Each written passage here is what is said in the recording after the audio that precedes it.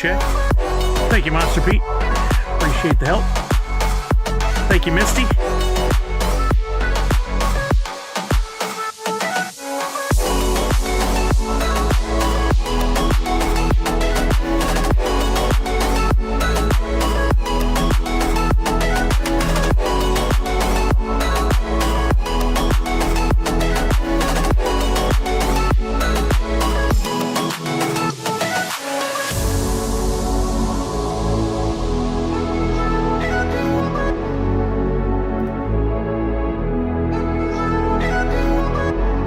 Stream is live on Twitter. Beautimus. Is it live on the tube? On the BooTube? It is. Beautiful. Let's test the chat. 'Tis live. What's up, Chucky? Embedding the bounty block on your website is a great thank you, Walking Miracle. Always trying to move forward, even if it's slowly. I appreciate you noticing.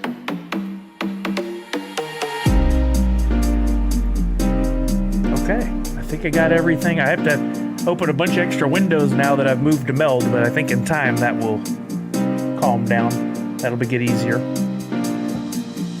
All right, let's see. It's 10:32. I think we're ready to do this thing. I'm gonna bring the volume of the music down. I forget where's a good level, so you guys let me know what's good, what's not on the music. Wait, why do I hear the music loud and clear? Fun new issue. It's always something. It's always something. Oh, well, I'm going to leave it right there. Hopefully it's a good level for you guys. And there we are. What's up, everybody? Happy NFTuesday. I've changed the background and gone wild with the colors. What's up, Karma on YouTube? I got the YouTube comments moved over there. That's not good down below. That's really hard to read. I thought it would look better. We live, we learn. I can easily turn that off if I want to and go back to the old. Why don't we leave it like, no. Which one do we like? I think I like having the background today. I added some things up here for latest follower, latest subscriber, latest raid. Once the names fill in, if it works, there won't be those labels. I'll end up adding some labels, but what's up, Nadu? What's up, Monster Pete? What's up, Walking Miracle? Zach Bonifer, Misty, J Mart, Miss Jessie Star, Randy C. Free NFT form isn't working correctly. What happens, Misty? What problems are you running into? The Twitter part of the bounty block is erroring for me. Okay, thank you guys for letting me know. Let me check it. The Twitter part, there's three options. So there's follow me, there's repost, and there's post on X. Which one is giving you the problem? The link isn't working properly.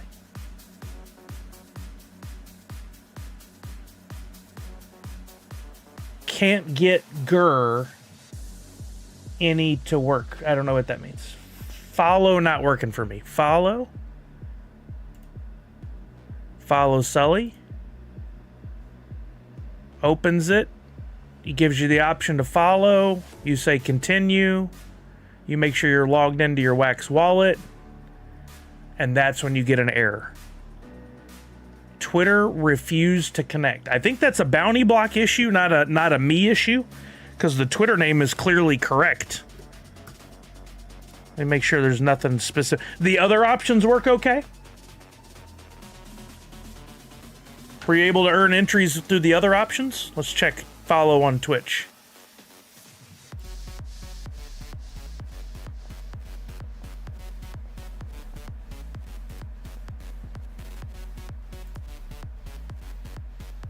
Yo, Rod Rislin, how you doing? I got entries via the YouTube and Twitch. One says Walking Miracle. Everything else works except Twitter. Well, it is unfortunately... Wait a minute. Does it say contest hasn't started yet? Okay, now we're working. Unfortunately, it's not a me issue. I think it's a bounty block issue because I did nothing different from previous weeks. Well, that's fantastic. That's a key part of this working. We'll just have to try again later in the stream. For right now, I have no control over that, though. That is completely on the bounty block's end. Now, I wonder if I do it on their website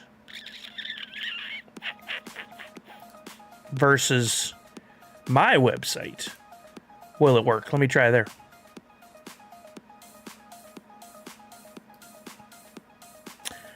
It's because of the embed. I'm double checking now. Yep, it's because of the embed. So on my website, because it's embedded in my website, something's broken.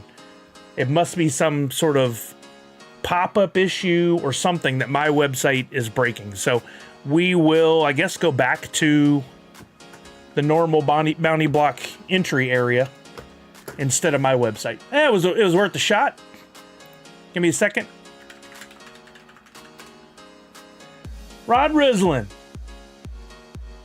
Guy on Drop Discord recommended talk pretty good about your stuff. Thank you so much for coming by. If you'll give me a few minutes, I'd love to talk a little bit about what we do. Let me just fix a quick problem here. NFTuesday, we celebrate NFTs, and of course on a Funko drop day like today, I like to help people get into collecting the Funko NFTs, or if you're already in, help you understand a little bit better about what's going down, answer any questions you have, help you complete royalty sets, that kind of stuff. Let me just do this quick fix, and then I'll do a little bit more speaking on it. Coffin dance. And I hear a new sub. Universal Ghost resubscribe with Prime, making 51 months. Thank you very much. Bounty block giveaway. I'm just going to get the link for this and put the proper link in the chat. Every NFTuesday, I give away a free NFT. It's one of my Nerds Unite NFTs, not a Funko NFT. But as it turns out today, we're also doing a contest to win a standard pack of the Teen Titans Go. Not provided by Funko or Drop or anybody. They don't work directly with me. I bought the pack, or will buy the pack, and we'll give it away. Copy short URL. Let me fix this real quick. So in Stream Elements, I will update the link. So Misty, if you would unpin the giveaway, because we'll need to pin the new one once it's updated. And forgive me, sometimes Stream Elements takes like 4 attempts before it'll actually finally save the NFT information, the proper link. I don't understand why it's so problematic, but it is. And no matter what pattern I try to follow, it always seems to fail me over and over again. Okay, the timer is working now. Let me check the commands. So even if you've already entered, you should be able to easily go in and just add the additional entries. Should be. We'll see what happens. Okay, everywhere should be updated. So if we do exclamation point free NFT in the chat again, somebody, that should fix it. That's exactly what I'm looking for, entering into the world of Funko Pop and Funko NFT. Beautiful. Oh man, I'm so glad to have you. Not only am I glad you're here, but I'm glad you're like intrigued and willing to learn, because that's what it takes. There's a lot of people out there who will kind of crap on the idea of the NFTs, talk bad about it. They'll listen to other people who give them bad information. It doesn't need to be like that. It's a fun thing. It's a lot of fun. I love collecting the NFTs. I've been doing these live streams actually since before Funko started. We were learning about Funko NFTs and what they might possibly do, and then eventually what they did do. And I've been live streaming every single Funko drop since the very first Turtles one, Series 1, with the exception of a couple. There's a couple that I was either out of town or didn't, like Bob Ross. There's a whole other thing with that. But anyway, trying to help everybody. So let's go back to basics then for anybody who may be getting started today. It's 10:40. You would think you have to be in the queue right now. You don't. Today, we're going to look at the website and we'll talk through all the fun stuff here in the next 10 minutes, and then you'll have 10 minutes to get into the queues. That's going to be a lot of time for you. Let me make sure the closed captioning is working. Check. There we go. Okay. So let me switch over here to the browser. Here is the website for Funko. If you have not been here before, you'll go to digital.funko.com, or if you just go to drop.io, you get the same spot. So either way. Digital.funko.com will take you here. This is where they always put the newest information about the drop or drops that will be coming. There is a thing here that says join queue. We'll go to that in just a second. Again, you don't have to be in there until at least 5 minutes before. Thank you, Misty. Appreciate you. At least until 5 minutes before this thing goes off, which is in 15 minutes. We have some time. Let's look at the drop real quick. Packs are going on sale. Yo, what's up, Autumn's Toys? Happy Teen Titans Go Tuesday. I love it. Here's the drop in a nutshell. Here's some sample cards of what you might be able to pull out of the packs. Scroll down. Here's a look at the packs. Here's where we get into the nitty gritty. There, you have an option when you go into purchase today. Do you want to buy a standard pack, which is 5 NFTs for $9.99? You might get a bonus in there as well. Could be a coin or even a 1-of-1 if you're real lucky. Maybe that new pack, new collector luck will help out Rod. Or you can buy the premium pack, which is 17 items for $29.99. Do the math. 3 standard packs would be 15 items for about $30.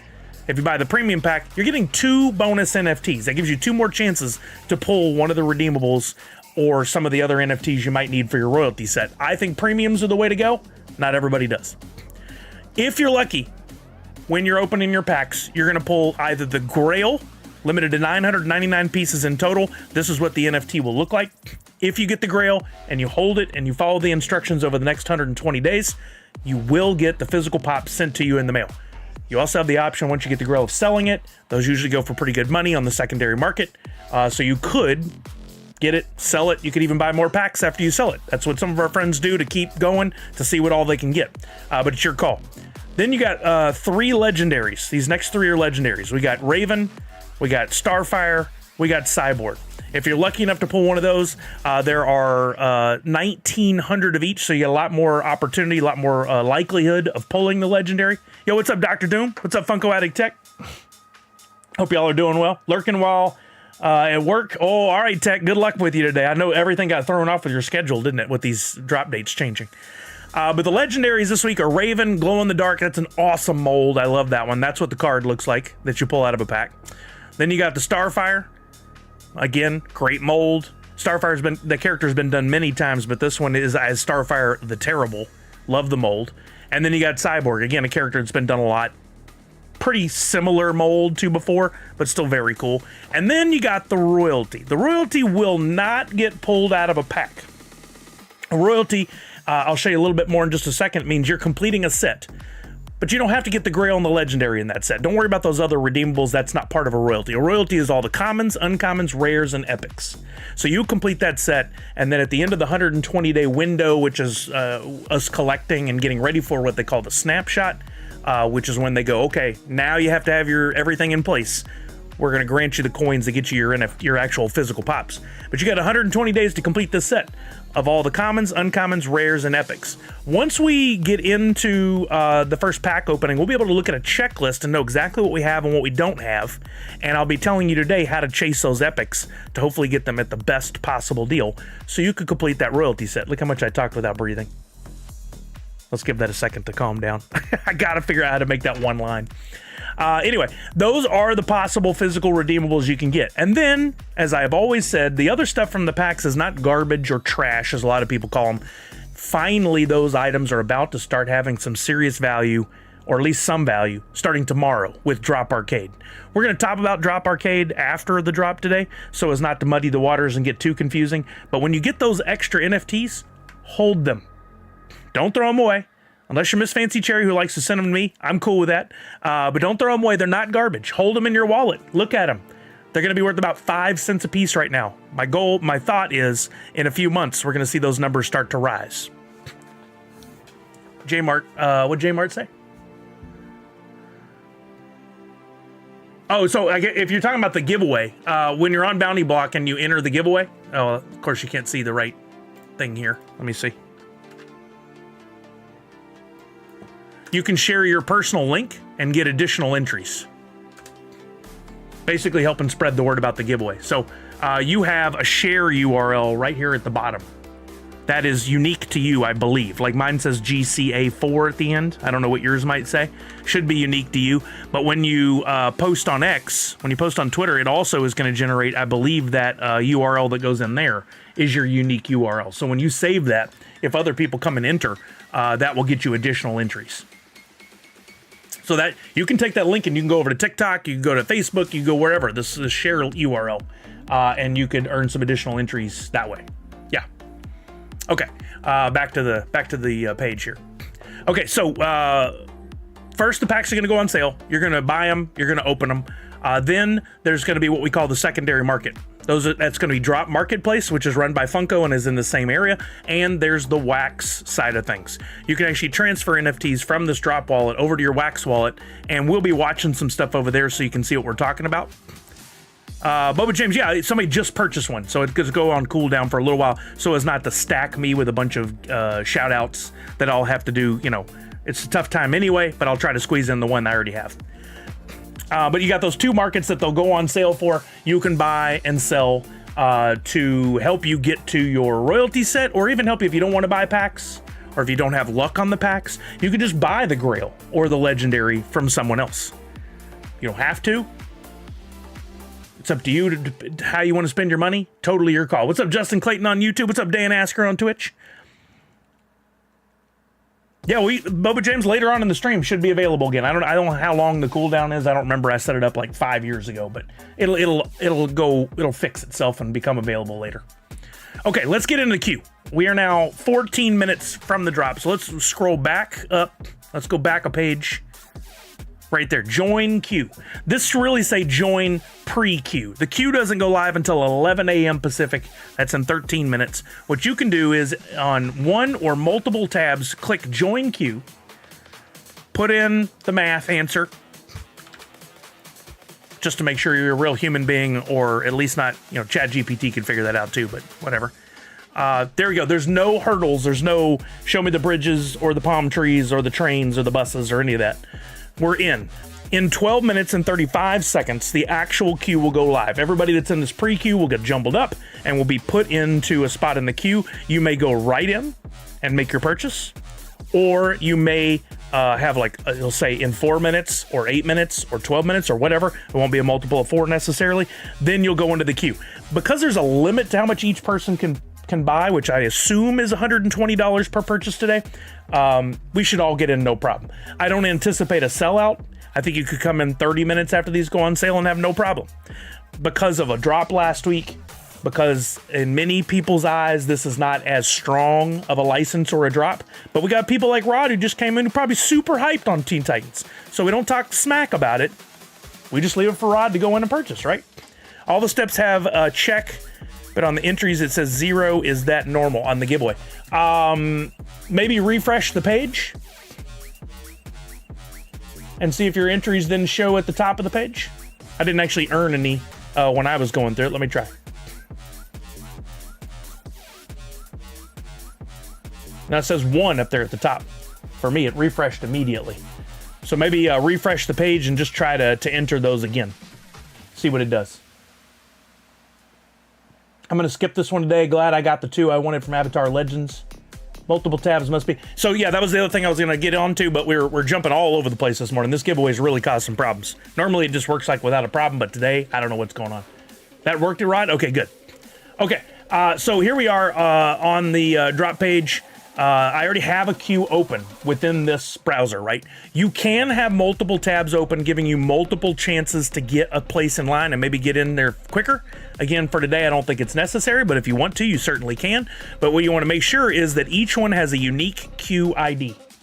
So down here at the bottom, it's highlighted, but hidden behind all my yammering. You can see it in blue there. See that queue ID? If I were to open just another tab right now, if I just went here and say join queue and go through it, I'm going to be the same queue ID. That doesn't work. So maybe go over and go to open incognito window.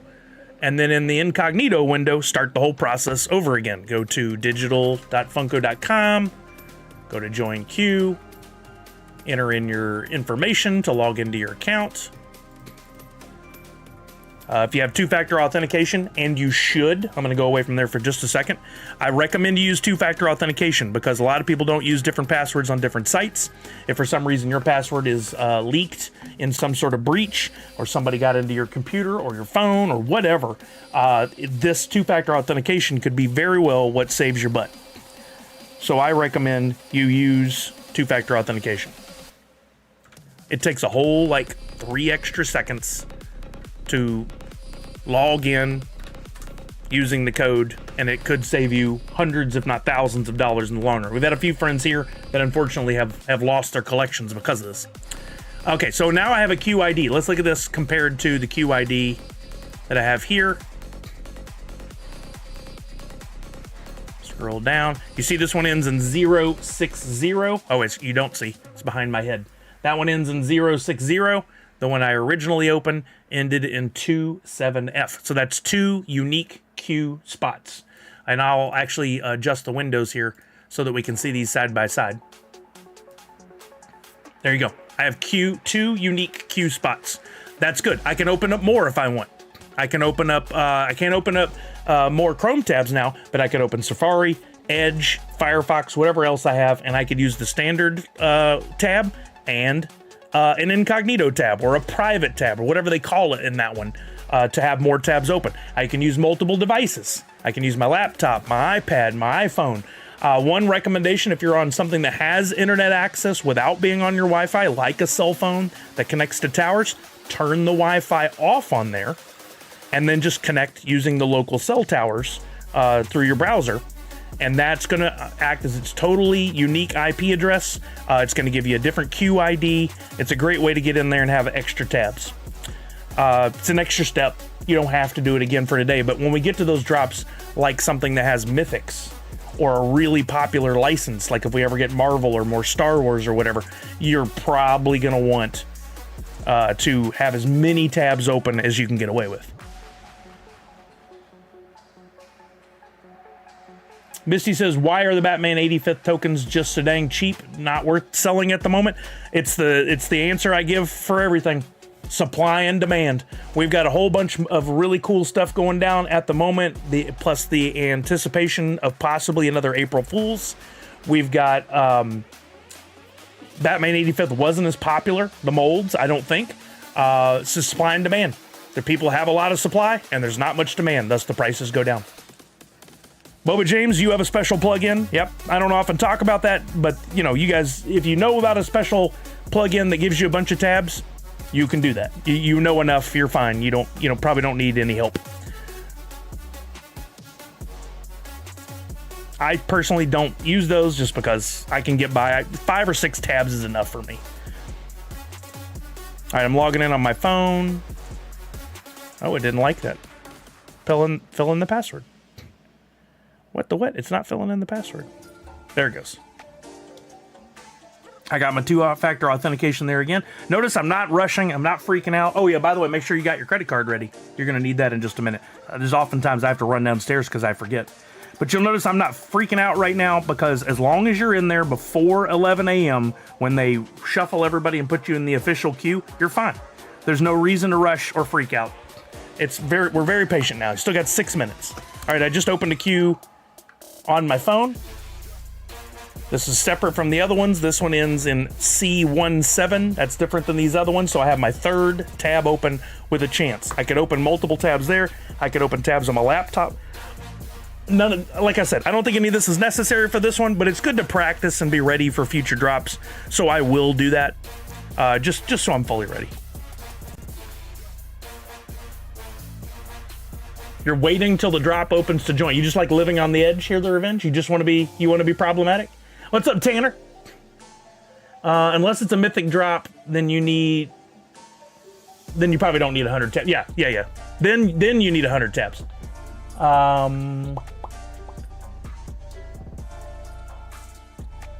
Reading comments. Always love having to jump on a meeting and dropped. Oh no. They don't even know. Professor Josh, what I learned in the working world was I had to schedule meetings for a lunchtime because people would book meetings. Even though I would have them all day, they'd see that little open window and they'd be like, oh, great, I'll just book a meeting there. I have to eat lunch. I'm a big boy. I got to keep up my weight. So I got to the point where I just booked a recurring meeting every day at 11 to noon. And people just thought I was in a meeting. I'd give it a bogus name. Maybe you should set every other Tuesday, or depending on whatever scheduled drop goes, and make a recurring meeting for that time so it can't happen. Got to play the game, man. They certainly do. Working in corporate America, especially, I worked for a Fortune 100 company, and it was the worst. People acted like meetings were the end-all be-all. We'd have meetings about meetings, pre-meetings and post-meetings, and meetings to talk about meetings, and it was such horse crap. I hated it the whole time, which is probably why I got laid off from there because of my attitude. But I'd be like, people, as Priscilla's pen says, this could have been an email. So true. Good luck, everyone, says Nadu. 2nd week in a row I have to miss out on a drop because of some outside functions. I'll have my financial advisor, Misty, help me out. My financial advisor, I love it. Not financial advice, though. No, we got to be careful there. Oh, I do that usually, says Professor Josh, for lunch, but it's an outside statewide meeting. Didn't really get a meeting time choice. Oh, dang it. I hate it. All my managers do is have meetings. I said, how do these people get stuff done? No, I saw a great video online that showed the 8-hour block of a day from 9 to 5. In a theoretical world, this is a working schedule, 9 to 5. And in this area, in these hours, 9 to 5, those are meetings. And somebody raised their hand. They're like, when do I do my work? And they're like, outside those areas. And that's exactly what it was. Even Funko was turning into that at my final months there because it becomes so corporate. And I'm like, you're paying me to do a job, and then I sit in meetings helping other people do their job all day. And then I work another 4 or 5 hours to do my job. I hated it. I hated that part of it. Yo, Comic Zombie, good and you? As much as you try to guess the drop date, says Tech, drop will move it so won't match as easy as every other Tuesday, unfortunately. Why I'm copping while clocked. Yeah, I know, it's the worst. And again, I don't ever want to poop on Funko or Drop. I think they're doing wonderful work, and I want to be one of the few voices of reason in the sea of hatred that there seems to be against them. People angry about every little thing. I still think that the window to purchase, it would be really nice if that extended into later hours of the day to help those who are in the working world with normal schedules, the opportunity to get in and purchase. But that's not what they do. And this is important for Rod and anybody else. When they put them on sale, they're usually, almost always, only going to be available for a small window at time. By 2 or 3 this afternoon, they're going to close this thing. That's at the latest. It could be like 1. They're going to close this whole thing and burn the remaining packs. Why? We don't know. It's a business decision they made. Not crapping on them. Just saying it is what it is. We need to understand the parameters so we can play in this space. That's just the way it is. So if you ever want to get in on a drop at retail, you got to get in within the first 2 or 3 hours. And that's if it doesn't sell out. We had the last couple weeks, we sold out in like, what, under 15 minutes or under 20 minutes for both of them. So you got to be ready. That's why I like working on Sundays. No meetings and get off Fridays and oh, nice, Josh. Yeah, that's really nice. I'm good. Fingies crossed for a Beast Boy for the shrine. That'd be dope, Comic Zombie.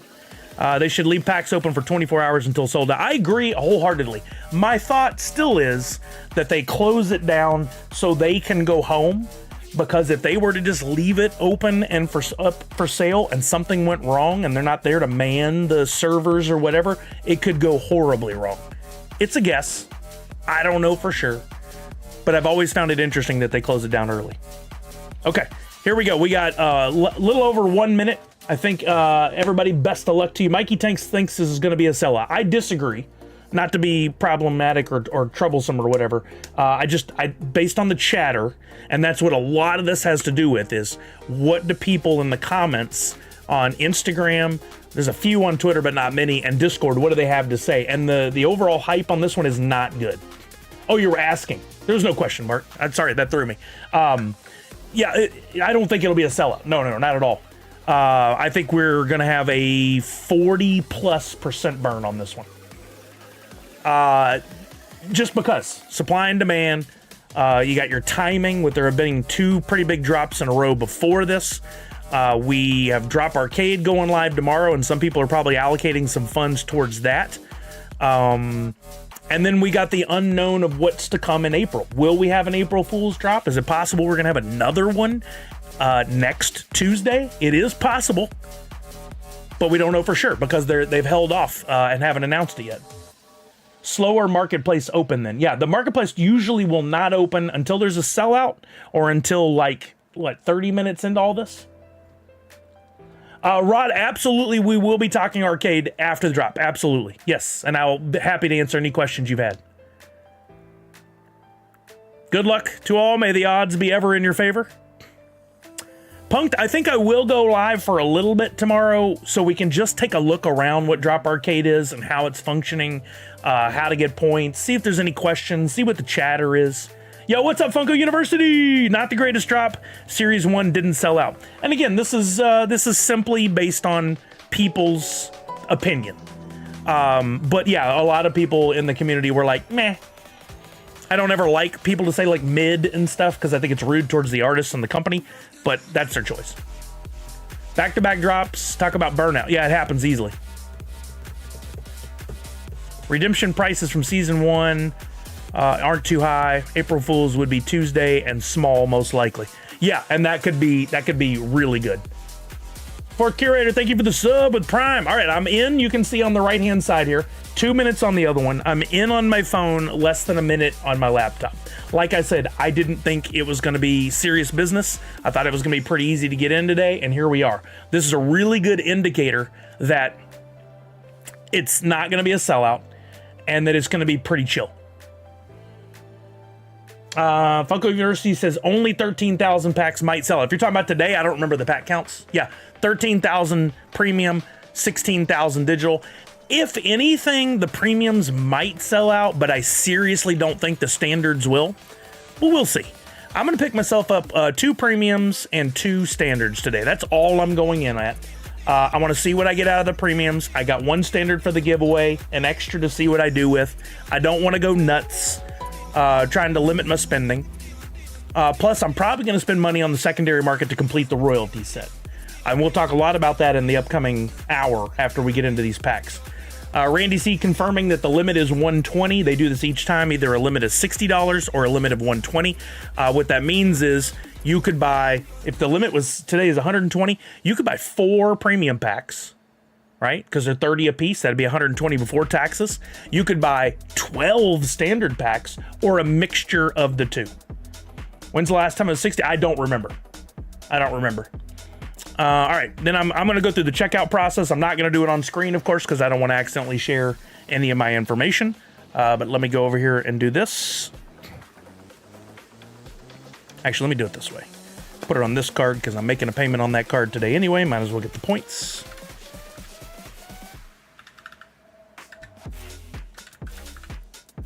I would be really shocked if today was a sellout, but anything is possible.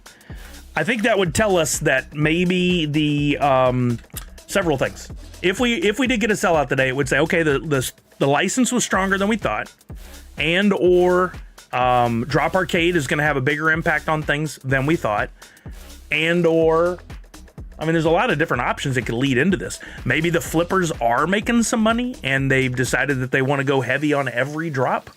But the last 2 weeks, Toy Story and Avatar have not left a good taste in my mouth as far as long-term potential with the packs or even some of the redeemables. The Grails have been strong, but like your legendaries, your epics, they have not been staying up as high a value as they have in the past. So I don't know if there are flippers out there that are going heavy in this. I don't know that they're making a lot off of it. Funko Universe, that's a good point. That is a good point. He said, I believe, or they said, I believe it's possible because Drop made it easy for states like New York to get packs. In the past, there were some restrictions that kept folks in New York out. That's been lifted, and several other states. I don't remember what they were. Rattle them off if you want. Does it have enough of an impact? It might. It might. I don't know. One thing is we know as this evolves and changes, and it has over 4 years now, no matter what we think we figure out, it changes. Every time we think we've got a line on it, it changes. One of the things I wanted to mention today is I normally really recommend going heavy on epics on day 1. It has not worked out the last couple of weeks. It was better to wait until much later, like day 2. So today I'm not going to go as heavy as I normally do. I'm going to be keeping an eye on things and see what happens. But I don't think the move is to buy all the epics on day 1 anymore. It evolves. It changes. Every time we think we got it, something new comes into play. Chuck says, wouldn't be surprised if the heavy flippers are losing money. I would think so. But I guess if you pull a grail every so often and you can flip that grail for $400, I don't know. Tanner says, got 1 premium for fun. Raven Legendary. It's a cool one. Tanner, his luck has been insane lately. Boba says, New York never had issues getting packs and could get packs from the first TMNT set. Here goes, I have issues with coins. You could buy packs, but you couldn't do anything on the secondary market. I stand corrected. Sorry, I forgot that's how it worked before. I completed 2 Avatar royalties for about 90 total. Yeah, you did better than I did. They came down in price. Yeah, they had wax issues and issues in doing the KYC to get a verified wallet on Drop. Therefore, they couldn't participate in the secondary market. I think that's how it was. What? Oh, 4 epics. I thought you got 4 legendary. That was Miss Fancy Cherry. You almost gave me a heart attack. Okay, I grabbed some packs. No crazy numbers. I always like to see, did I get anything with a mint number 1 or any cool numbers that might pertain to, like, you know, if you had Back to the Future and you got pack 88, how cool. Nothing really insane that I want to hold on to. Oh yeah, Bill and Ted, or not Bill and Ted. Jay and Silent Bob, I have a mint 420 pack that I've never opened because I thought it was so cool. I'm going to open the premiums today. We'll start with this 2678. Wish me luck. Looks like the audio's on. Let's see if it works. There you go. I love that sound. Yeah, rub the pack. I hope I'm not late. I got it right here. Got the burning pack of luck as it's turned out for me. Oh, that card backer on these might be the best one ever. That is a fantastic artwork. That's just basically taking the logo from Teen Titans Go, but still really, really cool. J-Mar, yes, and I'm going to hold it always. Whoa, Misty got premium pack number 1. Do I open? I say no. I say no. I think that's really cool. I would hold it. I'd buy another pack and I'd just hold it. That's me. I'm weird like that. I still think that the future of the NFTs, the mint numbers are going to count, and even things like coins and unopened packs and stuff like non-redeemed redeemables, mint number 1s, I think those are going to be huge, but that's just me. Yeah, I don't think you open it. Jasper Grease, you do not open it. Yep. I got 1 epic out of 2 premiums. Oh, dang, Tech, not the math we wanted. Okay, let's see what we got here. Wish me luck, everybody. In the first slot, we got an epic. That's a great start. We need our epics to complete our royalty set, and they're usually the most expensive. Nah, always the most expensive of all the NFTs you need. Listed for $1 million. I don't think you'll get it, but you could do it. Oh, Bubba James says $1 billion. I think y'all are all lunatics. You're not going to get that much money, but it is fun to flex. I do that on mine. I think I have that Jay and Silent Bob listed for like $5 grand. I know it's not going to happen, but I like to flex. Okay, next up, we got an uncommon mammoth TM 3744. They put the TM in there, thus it must be red. Common Beast Boy TM as Beast Monster TM 6990. I have Boba Gems. Common Robin TM is Red X TM 3305. Card art on these, phenomenal. I keep saying it. I'm going to keep saying it. I'm going to keep pointing out the same things because I think what they're doing is solid.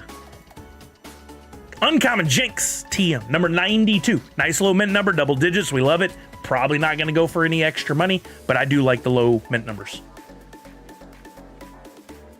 What's that mint number? So on this, for instance, I think you're asking like, why is there a mint number? Why is that important?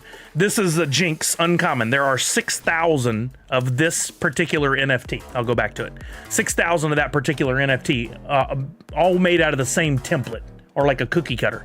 But when they mint it, it's like manufacturing them. There's a mint number 1, a mint number 2, all the way up to 6,000.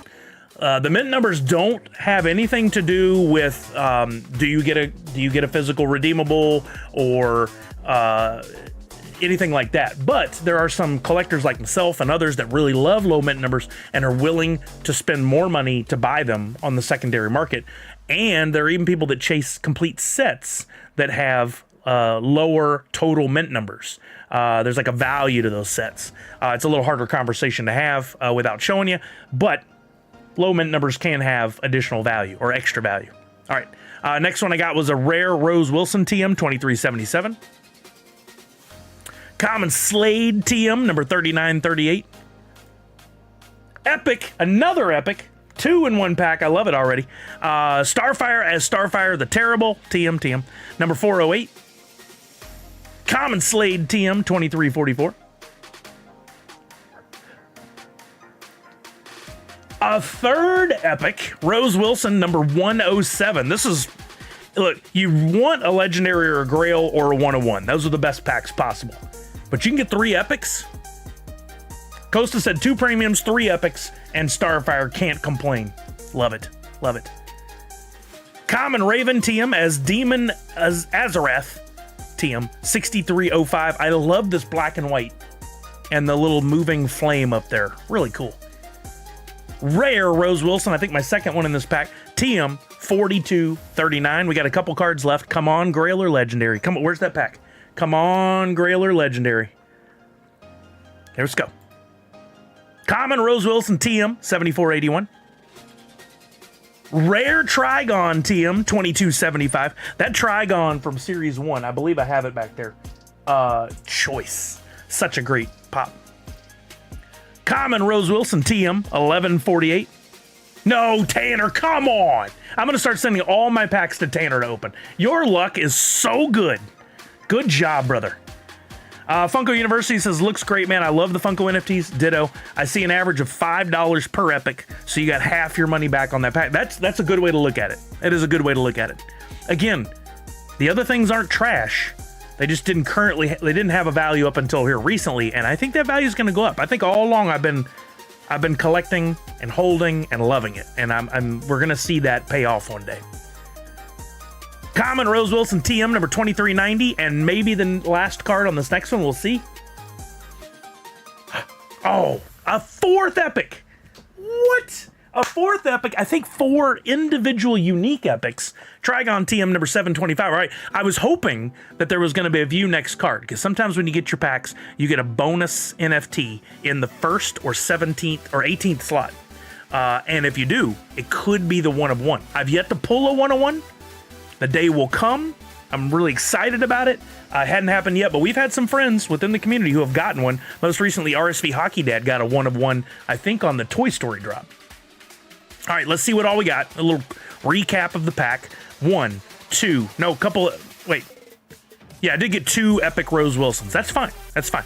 2 epic Rose Wilsons plus an epic Trigon. And where was that 4th one? Starfire. Epic Starfire. They do all have a really cool black and white border on those epics. I really like that. It looks nice. Okay, well, I'm not going to open the other pack immediately. I like to slow play it, where some of you, you're downright psychopaths. You open everything immediately, and the fun's gone. I don't know what's wrong with you. I love you, but I don't know what's wrong with you. We're gonna click done. We're gonna go over here, and we're gonna go to within drop. We've got the little radar up here. I'm gonna go to that. Click on the radar. That's weird. It looks like arcade opens in 15 minutes, according to that. But it doesn't open for 23 hours and 46 minutes. I'm not sure what's going on there. No, Boba, you gotta slow down. I don't know why y'all are in such a hurry. You're just killing the fun. You do what you want. I'm just kidding around. Okay, so here is what I was calling the checklist earlier. This is gonna be for Rod and anybody else that's collecting for a royalty set. I'm gonna collapse these first, and then we're gonna look at them, because I think the visual is important. If you look in this, what I call the radar, you can see it in the upper, at the very top there. I clicked on that sonar, radar, whatever, and you see the words royalty set for DC Teen Titans Go. Royalty set. You don't ever have to debate what's part of the royalty set. It's spelled out and graphed out very clearly here. Common, uncommon, rare, and epic. I gotta get one of each and every one of those. And then that, as I collect them, this bar will go across the top here. When you get to 100%, it'll change this royalty set to say 1, and that way you know at the end of the 120-day window where we collect the NFTs, when they do the snapshot, they're going to give you both a coin to get your physical pop and the royalty NFT that was never pulled out of packs. You have to build it to earn it. I like that. They should use that. Randy said, I think view all is a better chance of getting a redeemable. Grab them all at once from the source instead. No, it doesn't pull them one at a time. They're already allocated. As soon as you open the pack, they're allocated, because I actually one time accidentally, I was opening my pack and looking through the cards. I accidentally logged into the Token Head app, and it already knew everything I had. So regardless of how you flip through the cards, the NFTs have already been allocated as soon as you rip the pack. Just FYI. Robert GP, how are you, my friend? Okay. So now let's see this royalty set. There's a thin line around here. You can't see on your screen probably, but that indicates everything within here is the royalty set. For the common, we need 17 NFTs. I already have 6 of them. And do I have any duplicates? Yeah, I have a couple duplicates. That's fine. I'm probably not going to buy, sell, trade any duplicates. I'm not going to mess with it. They're 5 cents a piece. Who cares? I like having the extras. But I'll eventually need to fill in these others to get the royalty set. Same thing for the uncommon. We need 14. I only got 2. For the rare, you need 12. I've got 2. But most importantly, and the ones you're going to want to chase after all the time, first, in my opinion, is these epics. I got 3 of 11. I actually got a duplicate of 1. These are going to go from anywhere from, I'm guessing on these today, $5 to $7. We'd like to get them closer to 5 a piece if we have to buy any in the extra secondary market. Don't rush into buying all these. We'll be watching today, and I'll tell you when I think is a good time to buy. I have some theories and rules on how I buy them, and I think up until the last 2 weeks, I've always gotten my royalty sets at probably the best deal of what anybody's getting out there. So I'm paying less than for all the royalty sets. The last 2 weeks has started to backfire a little bit, but we're learning from that as well. Oh, thank you, Miss Fancy Cherry. You're the sweetest. Thank you so much. I appreciate you. Tech opened 5 premiums, got 6 epics, and a legendary cyborg. Oof. You would think for 5 premiums, you'd hope to see a Grail or at least 2 legendaries. I bet another... No, don't do that. Don't take this. Don't do this. I would say if you open 1 more premium, you'd probably pull a legendary, but that's just the math. There's no guarantee. Yeah, it happens, Tech. I'm sorry, man. I'm sorry. But these epics are super important, right? And there's several ways you can chase them. We're not going to focus on that right now, but we'll be looking at it throughout the rest of the stream. You also have in here your legendary and your Grail shown. Of course, mine are grayed out. I don't have them. Right now, the drop marketplace is closed, but they will open it probably within the hour, within the next 30 minutes. And then we'll start to see some numbers appear below these, and that's what their people are asking for them, the value. It's because it's an odd number. It needs to be 6. Yo, Nana Pops, what's up? Raven and Cyborg in my first standard. What? Legendaries? You got 2 legendaries in 1 standard pack? Retire. Just retire, Nana Pops. You never open another pack. There's no better luck than that. That's amazing. That's amazing. So lucky. Rod says, so is the most important thing is to get the epic ones. The others are cheap, and if you're missing some to finish is okay. Yeah, because you'll still need to get them. But you have literally, and I don't have the graphic here on my stream right now, I had it on the old setup, but literally when you look at the timeline for collecting, you have 120 days to complete your royalty sets from today. That's a huge window. There's no reason to rush for the common, uncommon, and rare today. Epics is where you want to focus, and even today, I'm changing my view a little bit and saying, watch epics today, but you don't necessarily need to pull the trigger. We may see them go lower in the next few days. But we'll talk about that a lot. But there is a timeline that I used to have on my screen here, and I can actually go back and show you. They have the timeline here. If you go to learn more about Teen Titans or any one of the specific drops, and you scroll all the way down, here's the timeline. Now, it's not to scale, but starting today, that's a green dot pulsing, letting us know that's today. March 25th, the packs come out. It says redemption is open July 23rd. What that should say is snapshot to be taken, because that's the terminology we've all learned. But this is 120 days in there to complete all your sets, get your Grails, get your Legendaries, get everything in place, because on that day at 11 a.m., they will take what they call a snapshot, and they'll look at every single NFT, exactly where it is and which wallet, and they'll determine, oh, hey, this person has a royalty set, so we're going to give them the coin and the NFT.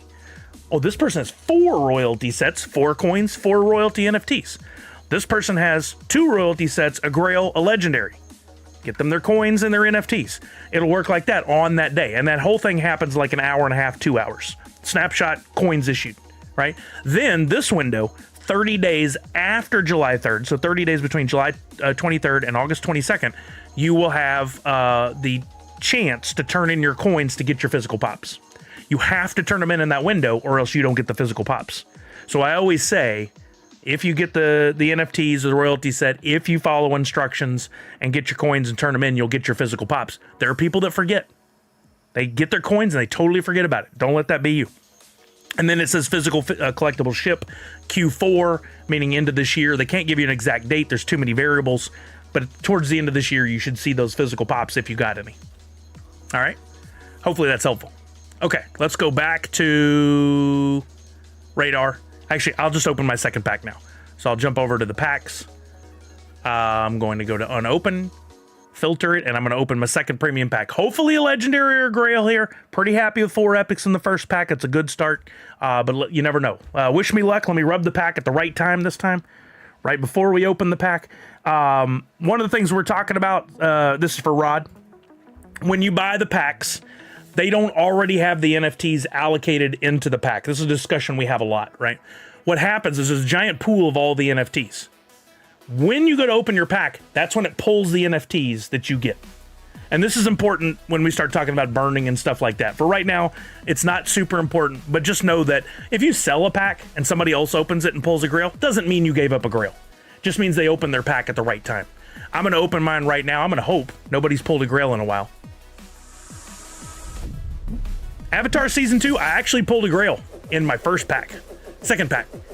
So I was done. I'm holding the packs to see if I can make a little off of it to help pay for what I got. But I had a Grail in the second pack. I'm not even a giant Avatar fan. So I was like, I'm done. I don't need to gamble anymore. All right, here we go. Let's hope my timing was good. Tanner, will you sell me that info, Tanner? Can I get a subscription to the Tanner When to Open Packs Network? Okay, first up. That first slot could be a bonus, so I always open that with I hold my breath a little bit, hoping it's going to be a 1-of-1. I've yet to happen, haven't happened, but maybe there will be a day. All right, first up, we got a common Freddy Funko as Dick Gravestone. Damn. Number 5764. Next up, we got a common Killer Moth, TM, number 6547. Uncommon Trigon, TM, number 2277. Come on, Grail or Legendary. Come on, Grail or Legendary. A rare Trigon, TM, number 1806. I love this NFT because of the animation and the jitteriness, but look at the lighting pulsing on his antlers and his hair. Next level. Whoever did that, great job. Uncommon Starfire, TM, as Starfire the Terrible, TM, 4786. Common Robin, TM, as Red X, TM, 1384. Rare Jinx, TM, number 2690. So far, this pack has not given us what we really, really want. But again, I'm not calling any junk or trash. None of that. Let's come on, Grail or Legendary. Let's go. Next one. Common Freddy Funko is Dick Gravestone, TM, number 7536. Epic Killer Moth, TM. We got an epic. That makes it a little bit better. Number 1768. Common Jinx, TM, number 1968. Uncommon Jinx, TM, 5500. I love 5. That could be a good omen. Uncommon Raven, TM, as Demon Azarath, TM, number 4179. That one looks great in color, too. That's just a great mold. Even with no animation, that is a great mold. I love it. Common Rose Wilson, TM, 2398. Come on, pack. Come on, pack. Common Starfire, TM, and Starfire the Terrible, TM, 1036. Uncommon Freddy Funko is Dick Gravestone, TM, 1315. Yeah, Tanner, can you like blow onto the screen or touch my pack or something for me? I need that luck. Epic Slade, TM, number 108. 2 more epics, so what's 6 epics out of 2 premiums. Even if I don't pull anything else, not bad. Not bad. Why does the light keep doing that? So weird. Maybe that happens right before a Grail pull. Rare Trigon, TM, 1209, and we got the view all button. No legendaries or Grails for me today. That's okay. I really didn't expect much after pulling a Grail last week. It's the odds, man. Some weeks you're not going to pull the redeemables. Some weeks you're going to pull them all. It'll be crazy like that. That's just the way it goes, right? Costa says, I got a couple more packs. Got to have my girl open them because last week 2 Grails, 1 premium, and 1 standard. But she kept, she's sleeping, about to wake her up. Man, I hope that luck comes back for you this week. I hope it comes back in this week. That was amazing for you, Costa. I know, right, Misty? I know. I said pack. Okay, still got a couple standard packs. One of those is for the giveaway. I might open the other one. I might not. We'll see. I'm curious right now, before we go back into the radar, where are we on packs left? How many we got? Still 6,400 premiums, 12,879 standards. We could do the math right now. How many? There were 13,000, so we're right at almost exactly the halfway mark on the premium, and we've sold what, 6,000 standard. So I think we're looking at right now would be a 40, 50, maybe even 60% burn if they shut it down right now. This is kind of what I was anticipating, but we still have some time. We'll see how the sales go. Maybe they bring it down, but I think we're going to be seeing a 40 to 50% burn. Why is that important?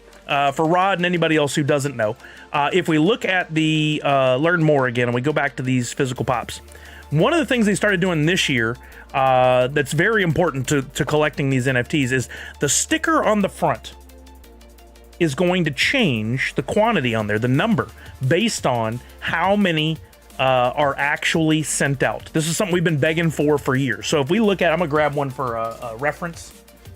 We'll grab this old avatar here.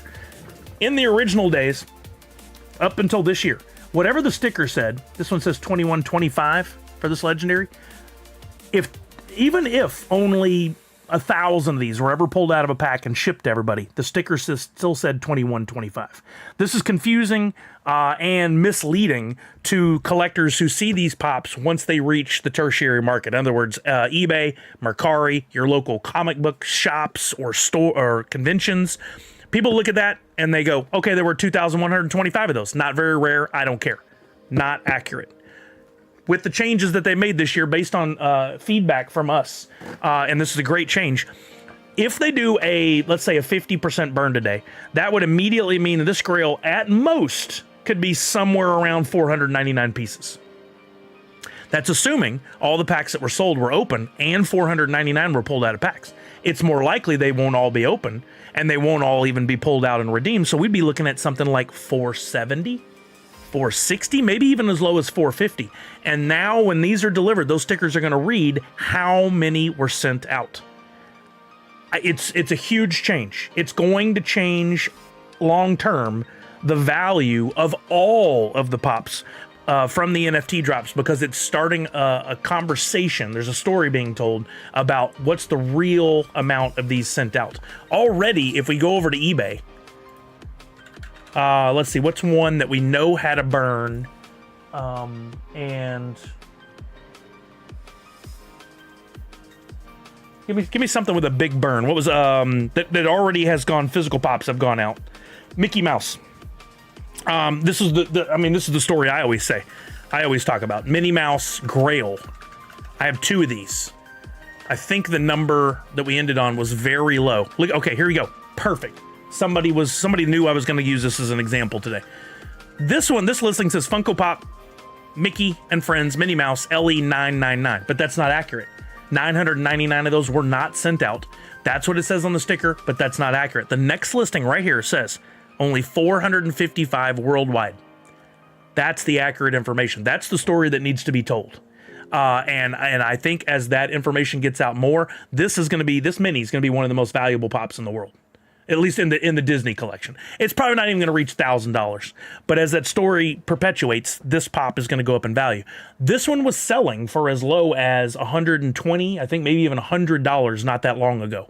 Looking at these listings, you can buy it now for $150. In my opinion, still a fantastic deal. Not financial advice. Let's look at the solds. Unfortunately, this one has not caught up to where it needs to be.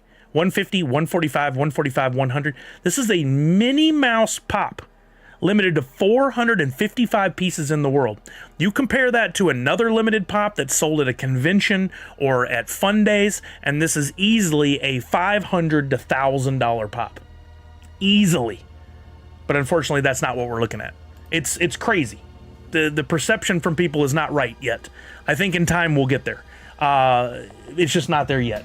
I put my money where my mouth is. I bought one for $160 when it was in the coin form. I'm still waiting for the time to come where the value comes. I'm a diamond hands. I'll be holding for 3-4 years if that's what it takes. Poker says, I'm so down with drop. Last 4 drops, I spent over $150 every time and nothing, no redemptions. But people on YouTube open packs and hit 2 grails. Well, Poker, you can choose to collect however you want, and I don't want this to sound negative towards you. I understand you're frustrated right now.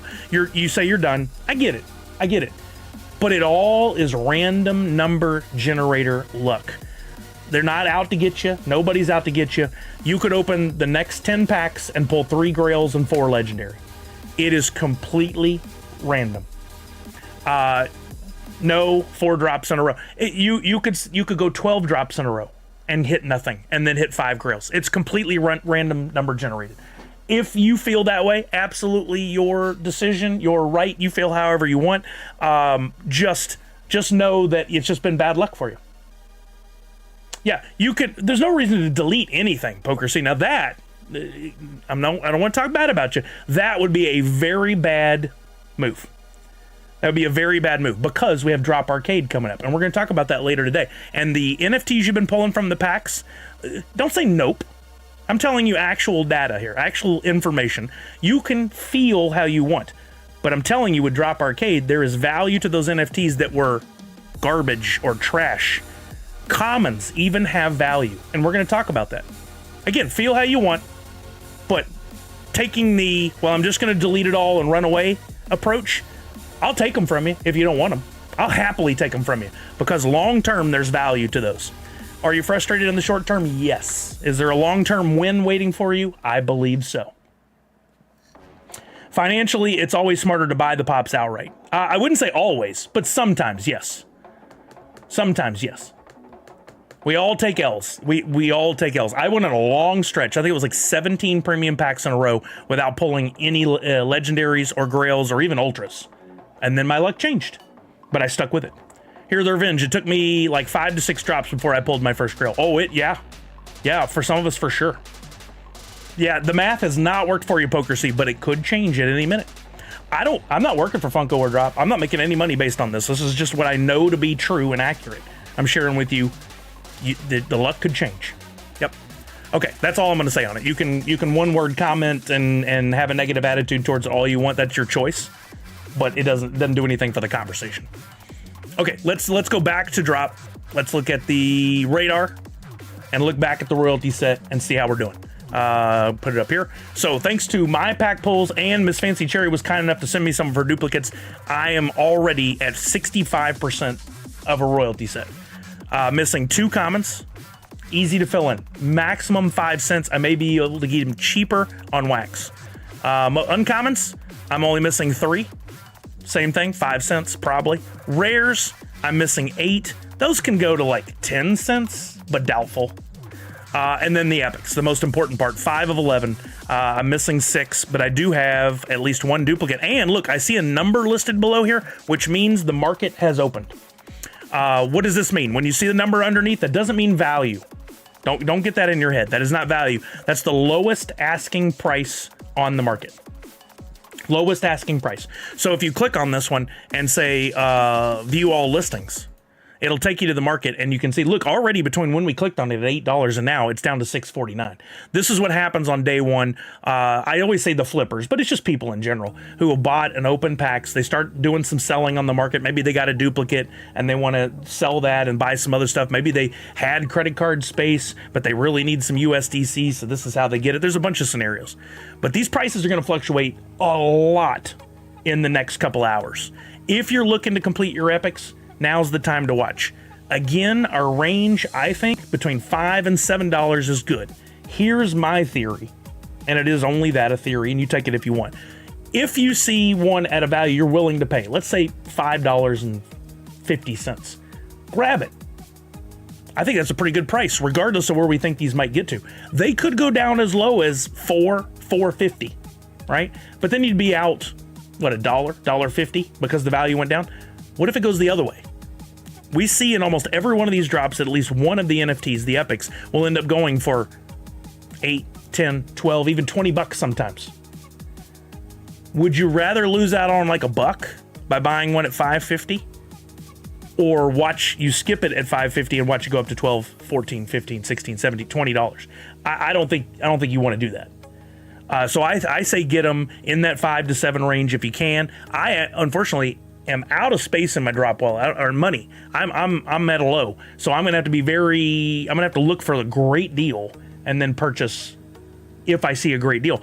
This drop, however, is not a drop exclusive. So I can go over to the wax side of things and look, and there's a wonderful tool by our friend Jasp, who's here in the chat, called Chain Champs. Now, what we have seen for sure is that the wax side of things is slower. You might, let's see, I'm gonna go to Marketplace Live. We have seen that the wax side of things is slower to respond. So the epics over here are most likely gonna be more expensive. Also be very careful. This is a series 2. Don't fall and accidentally buy series 1 stuff. Don't buy any bundles because people are going to try to take advantage of you, making it look like there's a legendary or grail in the bundle. And be careful if you're buying anything on wax packs. There's always somebody out there making fake accounts to sell you stuff. If you go through the proper way of looking at everything, you'll be fine. And that is always bring up your where you're showing the shop. Then on the left, filter by collection. And I don't remember exactly when this is called, but we'll start with teen.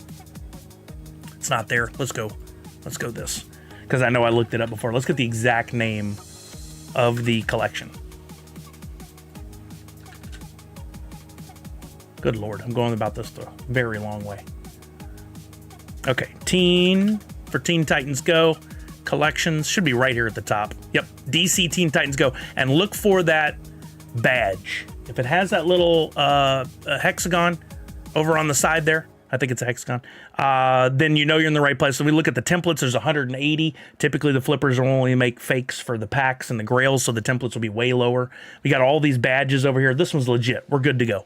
So I now have the name of the collection, which is ttgo.funko. So let's go over here, ttgo.funko. Be careful out there. There are scam artists trying to take advantage of everyone. Yo, what's up, Mindy? How are you? Okay, now what we're looking at here is a live view of everything going up for sale. You will start to see this flash and jump a little bit as people put new things up for sale. Look, a Cyborg just came in. But I'm not worried about the packs right now and the other things. Probably. I might buy some packs with wax if they come way down. We'll see. What I want to look at here is I want to sort variant to epic. And let's look at the epics. Already, we've got one down here, a Slade, down to $6.15. That's pretty intriguing. Normally, we don't see the epics come down that fast over here on the wax side of things, but I want to keep an eye on it. And the whole time I'm watching this, one of my big indicators for whether or not it's probably time to buy is whether anything here actually sells. If it sells, it'll say purchased or sold across the front real big. But I'm not seeing that yet, meaning no one is really buying any of these epics. They don't think the price is right. So we wait and we see if that happens. If that gets down to $4.50, $5, I'll buy it. I won't hesitate then. But at $6.15 and no one's buying it, I'm going to wait. Here, the Revenge says one's already at $2.75 over on drop. Let's go check it. We'll go back to drop. Where'd my drop go? Look at this, $4. People have no faith in this drop. What they probably are forgetting, either they don't like the royalty, which is very possible, or look, here's $3. I'll take that at $3 if I can get it. This is very low. You don't normally see them go this low, but people don't have a lot of faith in them. They don't like the royalty, or they think that because this set is not doing well, the packs aren't selling out, that there's no reason to bother. But what happens now when they don't sell, they do the burn, and now all those stickers are going to have lower numbers for the Grail, Legendary, and Royalty. Once those pops reach the tertiary market, with those low sticker counts, will they be worth more? Yeah, Tanner, I don't disagree with you. He said it's one of the weakest Freddies they've ever done. I don't think it's one of the strongest ones for sure. I don't like to crap on the art because there's an artist and a team behind who works hard on that to make something that they think we're going to like, right? Not always a home run. That's okay. What we can do, though, is if we think there's going to be value in a Freddy Funko limited to, I'll take a stab and say, probably under 1,000 pieces, maybe even as low as like 5 to 750. Do we think a 500 piece, 750 piece Freddy is going to be worth more than right now? If they're averaging $4 a piece times 11, $44, another like nothing to fill the rest of them in. We're looking at like a $45 purchase price on this pop. Do we think that Freddy under 750 pieces will never be worth $45? I think it'll be worth more than $45.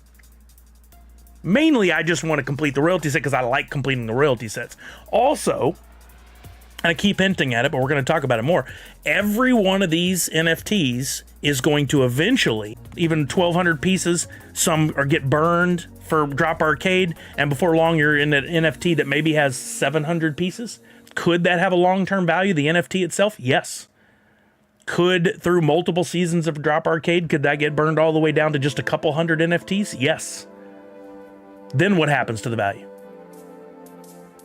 Uh-oh. I'm frozen? But you guys can chat. That's weird. I'm not frozen on my end. I'm not even frozen in my stream manager. Or did I? Did it just freeze? No? Yeah. That was some sort of glitch on Twitch's end. Everything here was working just fine, but thank you guys for letting me know. All right, so anyway, we're looking at these epics, and I want to get them at good prices for sure. So let's look at them. I really don't think you go much below $3. I don't think you go below $3. This is a $2.85. That's crazy. We haven't seen epics that cheap in forever. On the wax side of things, let's see where those have been going. Still hovering up there quite a bit, but no sales. This one was canceled. canceled because they realize there's no way they're getting that money. What I can do here is I can say, I'll pay a maximum price of $4. Let's go 5. See, nothing's showing up yet, but that's going to change over the next few hours. And I can have this window open all the time. I'll have it open today. I'll have it open all day tomorrow. I can start filling in the blanks as I'd like to, as I see an opportunity. I don't think there's a reason to rush. The only thing that might happen is when they announce a burn later on today, we could see then that the Epic prices could go up. There's no set guarantee. There's no formula. All we can do is trust our gut and try and see what happens. Rod says, do you think it's worth trying to trade with NFT Funko on Europe since the shipping starts at 20 and 10 forward? I mean, there's definitely people in Europe and other parts of the world that are collecting. I don't know if you're saying you're there or if someone else is there. There are people that are there that are willing to pay the shipping. A lot of people think that the shipping coming from Funko when they do get them is too expensive. But as I pointed out many times before, no matter who sends it across to Europe, there's going to be shipping involved, right? Funko is going to get the best deal that they pass on to you. So even if you have to pay $15 or $20 to receive a few pops, way cheaper than you'll have to pay an individual like myself who would try to ship them to you. You're in Europe? Yeah. I still think it's worth going after them, but you've got to decide what makes sense for you. And the question I always ask is, when the pop, whether it's a Grail, Legendary, Royalty set, whatever, that you're planning on getting or thinking about getting, when it reaches the tertiary market, meaning the third step, not as an NFT, not here on drop, not on wax, but when you get it physical in hand and you go to sell it, whether it's there in Europe or wherever, do you think you'll be able to at least recoup your cost? In other words, if you bought a Legendary for $15, we haven't looked at the prices, but some of these are going to go cheap. Like they're all at around 25 and under right now. If you bought a pop for $15 and you had to pay $15 for shipping, you're $30 in. Do you think you get more than $30 for that pop once it finally hits? How do you know that? Go take a look at your local comic book stores, collectibles stores, look at eBay filtered by Europe or worldwide and include the shipping that you'd have to pay. Do you think it'd be worth more than $30? If you think so, then I think you got yourself a reason to make the purchase or try to get it. But it's totally your call. Personally, I'm in the best case scenario. I'm going to get the shipping for free. It's going to come to me. It's going to sit on my shelf. I'm not in a hurry to sell it. I don't really care if I sell it in 6 months, a year. I've got stuff I've been sitting on here for 4 years, and I'm not in a hurry to sell because I see the long-term value. It's up to you. Yeah. And if you're collecting just because you want to keep it, which there's a lot of these I'm not getting rid of anytime soon, right? I want to keep at least one of many of these. Because I want them, because I think they're fun, and it tells a story of a time in collecting that I really enjoyed with the NFTs, and I can remember too how hard I chased a royalty set, or how lucky I got when I pulled that out of a grail out of a pack, etc., etc. You have your own parameters, your own way of measuring whether or not it's worth it or not. But those are things to consider. Okay, look at these epics. Dang, $3. $3. That's so cheap. Well, that one went up to $3 by the time I was looking at it. $3.50 on that one. $2.79. Oh, it's already gone. But you can, when you're looking at these listings, where it shows all listings, you can refresh. And if you see a deal, you can try to grab it before somebody else gets it. But this is the best way to look at it. $3.24. That's pretty cheap, man. I mean, really. Professor Josh says, might as well just buy the legendaries if you really want them now. Get all 3 for the cost of 2 packs. Yeah, that's crazy. I wish I had done it, but I didn't. I'll take that at $3.33. I only had a few bucks to play with. This is going to fill in, though, at least one more hole. So I'm only down to missing 4. Right? And with any luck, I'll either sell a pack at Toy Story or something and get the money I need to fill these in, or I'll be able to get them over here on wax. Still nothing popping up over here. Let's try $8. We got a few. It always takes longer on wax for things to come down. That's just how it's been.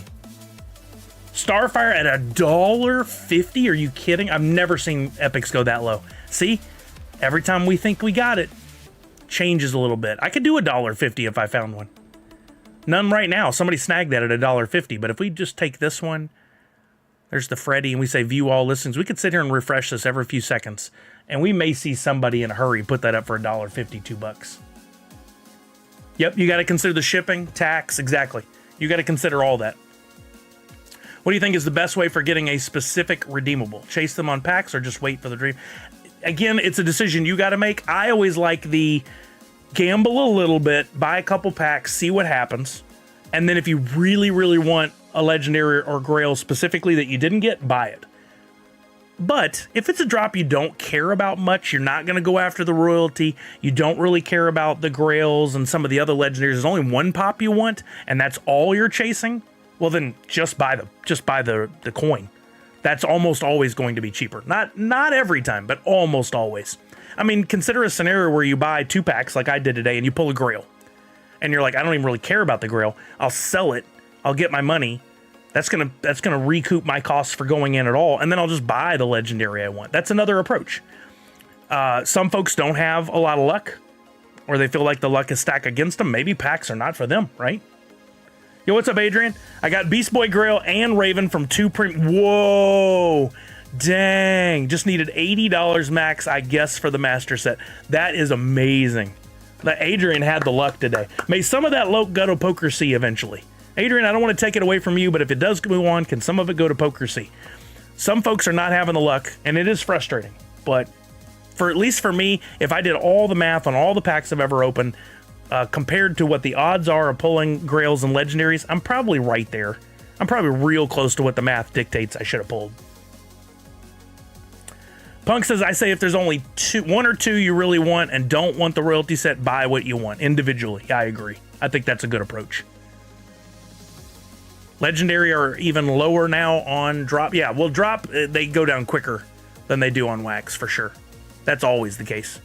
Let's go back and look at where's the legendaries at now. 23.47 for Cyborg, 22.75 for Raven, 21.40 for Starfire. This is just such a killer pop. I love this Raven so much. I think it's so cool. The art on it is so good. That's a good price. I don't have it right now to spend. Or I would consider it. And the Grail is as low as $170 right now.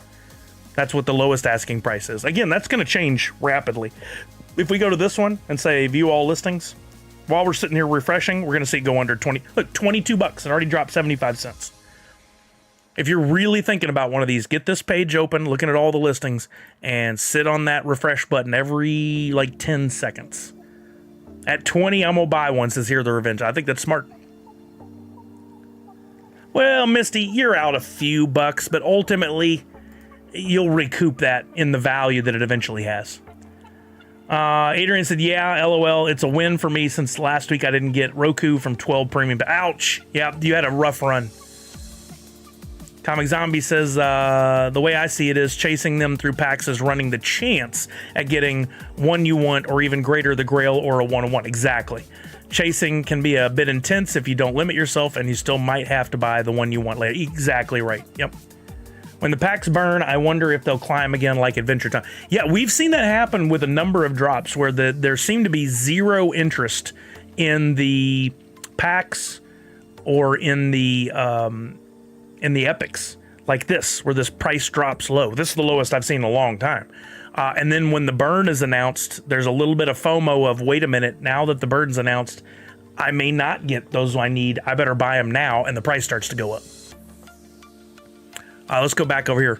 Have we seen it? The lowest we got is $5.89 on wax right now. Considerably higher than it is on drop, and that happens almost every time. But what about packs? Let's refilter this, and let's look up packs as they go up for sale. Where are we at over there? Look at that, $11.23 for a standard. That's the lowest right now. That with tax, that's about what you pay for a standard pack. Maybe a little lower with tax. Premium packs, if they were to get down a little bit more, I might try another one using my wax.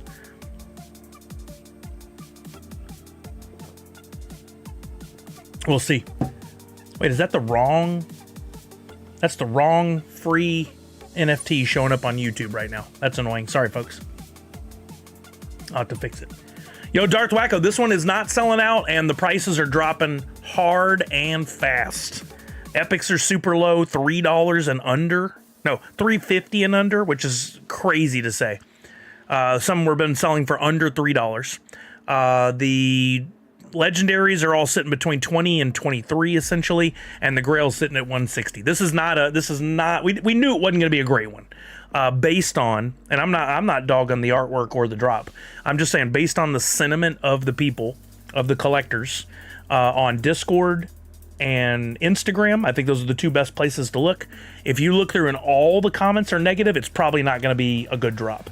If you look through like Avatar and you see a lot of excitement in those comments, it's probably going to be a better drop, and it definitely was. Nadu said, the way I see it, there's lots of Teen Titan Go fan base and DC fan base in the tertiary market, so you will get your return back once you get the physical in hand. I think so. I think there's a real good possibility there. Nothing guaranteed, but I think so. Sometimes good to grab a few extra packs before the burn, depending on how much of a burn it will be. Yep. Well, Darth Wacko, I'm not. I think all in all, DC and Teen Titans Go are pretty strong licenses.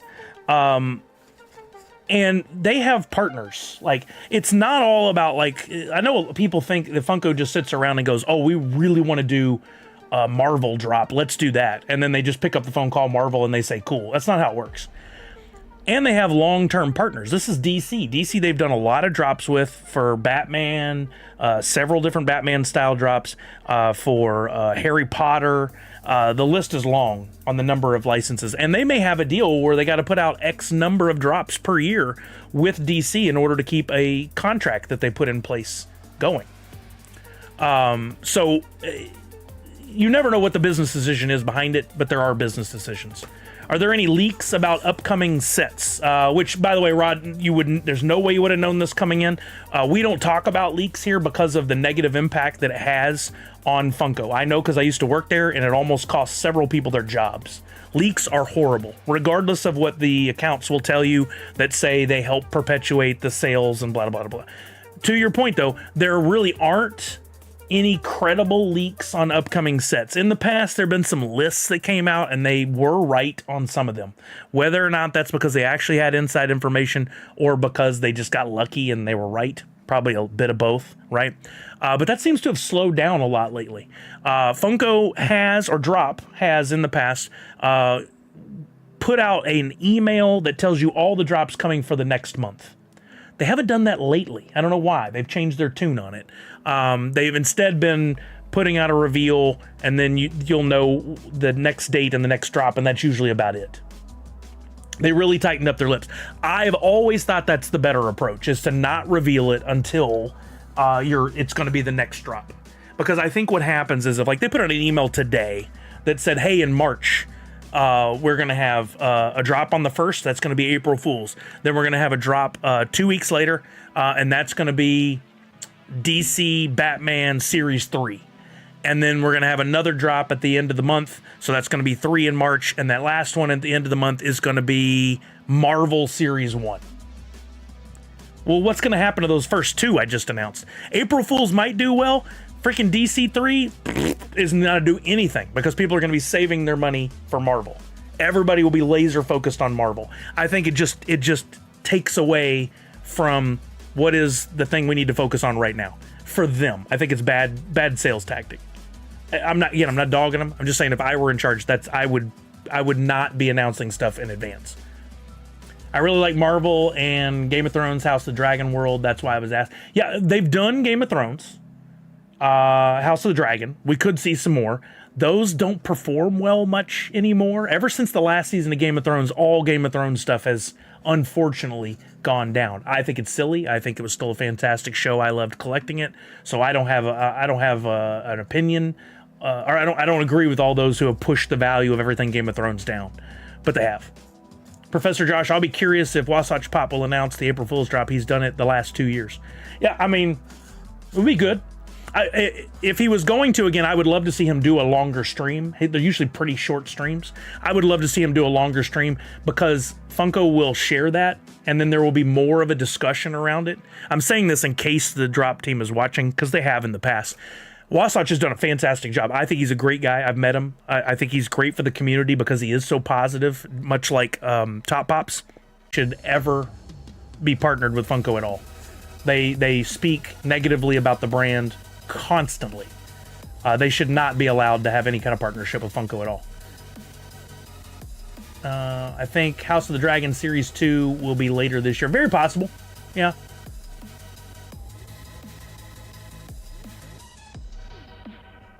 Crash again? Yeah, it blacked for a second on my side, but I see it's up and running again.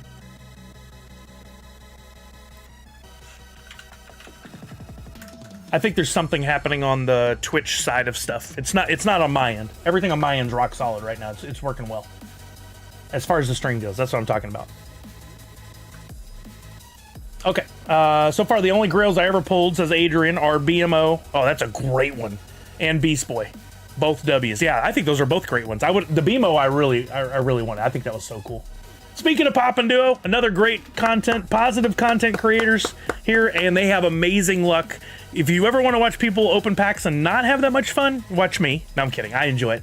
If you want to watch people have amazing luck, watch Pop and Duo. Subscribe to them on YouTube. They're amazing. They're part of the trifecta. I say follow Pop and Duo, Top Pops, Wasatch Pops. Those are the best positive content creators out there. I think Pop and Duo, Funko should be reaching out to them and partnering with them all the time. I don't know that they've ever reached out to you. I wish they would. I think you guys are great. It's the Void stream now. Man, the stream is pretty crashy. No, it's something happening on Twitch. Oh yeah, Professor Josh 2, of course. I don't mean to leave him out. Professor Josh 2 is fantastic. Sorry, I've done that to you before. Pop Rods, 12 premium packs got me 2 royalties and 6 legendaries. Dang, 12 premium and 6 legendaries? You crushed the math, Pop Rods. You should be so stoked. That's amazing.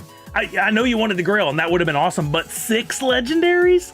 Dang, man. Congrats. Joey Vincent on YouTube. If they do Motu, I'm going to be going in so hard, they'll be coming out the other ends. It's a family show, Joey Vincent, but I understand what you're saying. I love Motu, and I'm totally with you on that. Thank you, and Funko has definitely never heard of us, and Josh is okay. That's a travesty.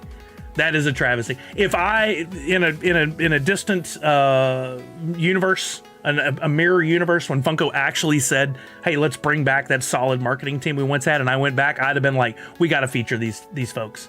I found several podcasts along my time there and would share them. I wish I had been there to help promote you guys.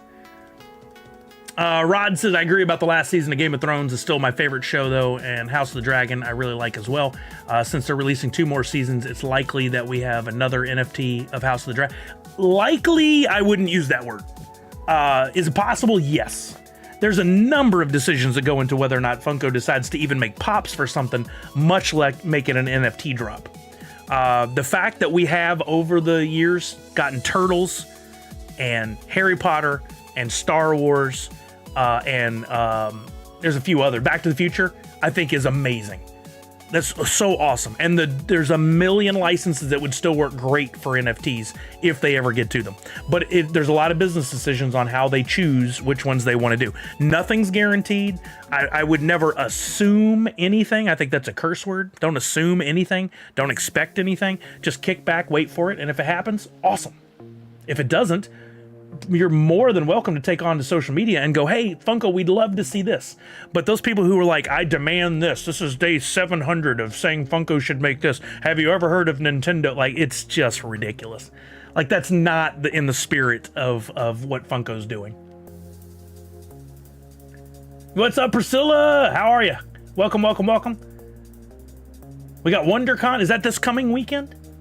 Oh, man, that's going to be huge. You guys make sure you're heading over to Priscilla's booth and you go check out Mike Becker's new thing, Rocky Moto. Comic Zombie says, I'm going to pick up Sune on Friday. Amazing. I wonder what else is different in the timelines where you're still working at Funko. Maybe Shang-Chi 2 exists already. I don't think Funko has anything to do with the production of Shang-Chi 2, but nice try.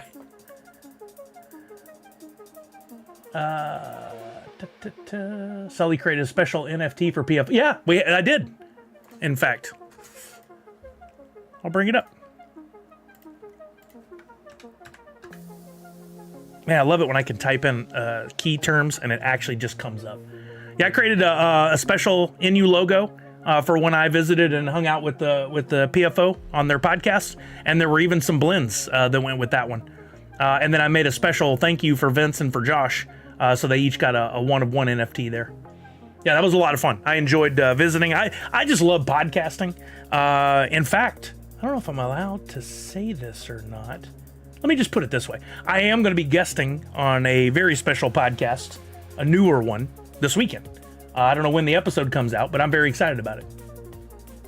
I don't get to podcast much anymore because I don't have one currently going. You guys can tell I love to talk.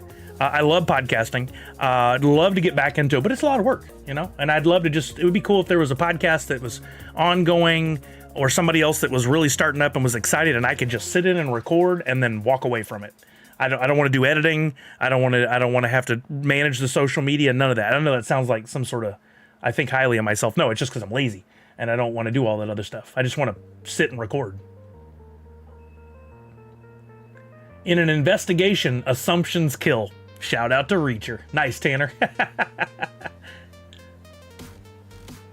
I completed my first pre-snapshot royalty. Finally, Avatar Series 2. Nice, Darth Wackel. Congratulations. Oh, no, that can't be true, Priscilla. You're always ready for everything. Well, don't forget, you have a community you could call on if you need help with anything. Tanner said, so I sold Beast Boy for $160 and bought 3 more Avatar packs. Mint 15 Roku Grail in my second pack just now. How many Grails have you pulled total? Like 5? Your luck, sir. Is that right, Chuck? Is the podcast you're going to be on New Heights? No. That would be pretty dope, but no. Costa says Reacher is so good. I love Reacher so much. Such a great show. And I think Alan Richson, who's the lead in Reacher, is just one of the most amazing people. I've told the story before. I had the chance to visit his booth like 7 or 8 years ago when no one really knew who he was outside of Blue Mountain State and his time on Smallville. Like he was in 1 or 2 episodes. And I don't even know what else he had been in at that point. There was nobody at his booth, and I was going to go back and interview him, and I decided not to. I wish I had. Oh, yeah, Hawk. He was great in Hawk. Yeah, in Teen Titans, or Titans. That was a lot of fun, Darthway. I had a blast, man. I miss Sasha calling her Priscilla. That was funny, Chucky. Blue Mountain State is great, and it's coming back. Did you know that, Costa? Amazon has picked it up and is going to make another season. I'm sure that had a lot to do with Alan Richson being on their team for Reacher and probably saying, wouldn't it be cool? And they were like, yeah, let's go.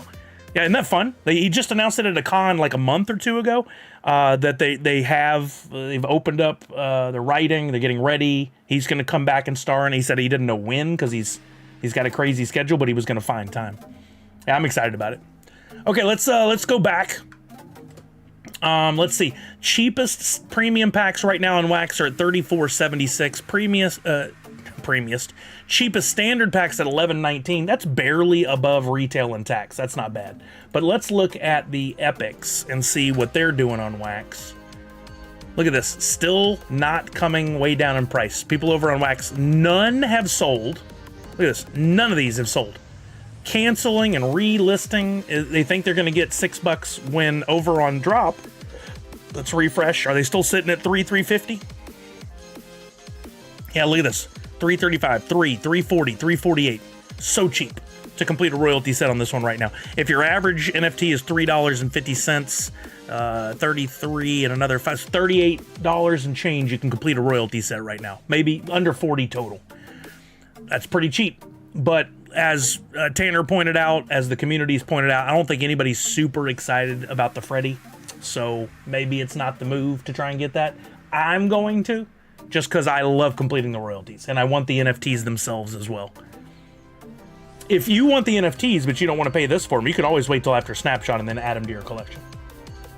Okay, I think I'm going to open... Do I want to open my last standard pack? I'm keeping one for the giveaway. Don't forget to enter the giveaway. Free NFT in the chat. It's also pinned in the chat if you need the link to enter into the giveaway to win a standard pack. Punked, in this case, a lot of people. Oh, Tanner's going to bless it. We have to open it. Okay, Tanner, you tell me which one. I've got standard pack 12,008, and I've got standard pack 6542. Darth Wacko says not pinned. Oh, okay, we'll get that pinned for you. There, pinned. A rare Tanner. He says 6542. All right. The blessings have been made. May I, Tanner, should I rub the pack for good luck or no? You tell me. This is your show now, at least for this pack. What should I do? Rub him. Okay. He meant the pack. Calm down, everybody. Okay, here we go. We're going to open it with Tanner's blessing, and we're going to see if this transfers across the internet. Best of luck. Let's see.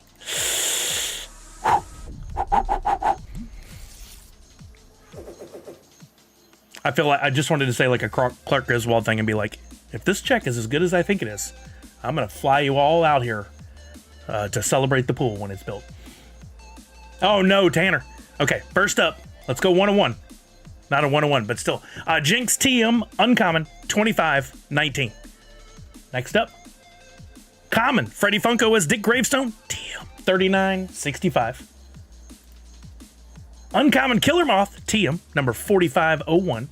Now, this is where the Tanner luck kicks in right now. Right now. That wasn't it. Common Slade, TM, 2913. Slowly back, so he's homering into the bushes.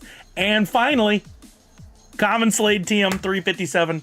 It had the 5 and the 7. Had that pack had one more card, it would have been it. I know it. That's all right, Tanner. It doesn't work across the internet. You can only bless your own packs. That's okay. It was fun anyway.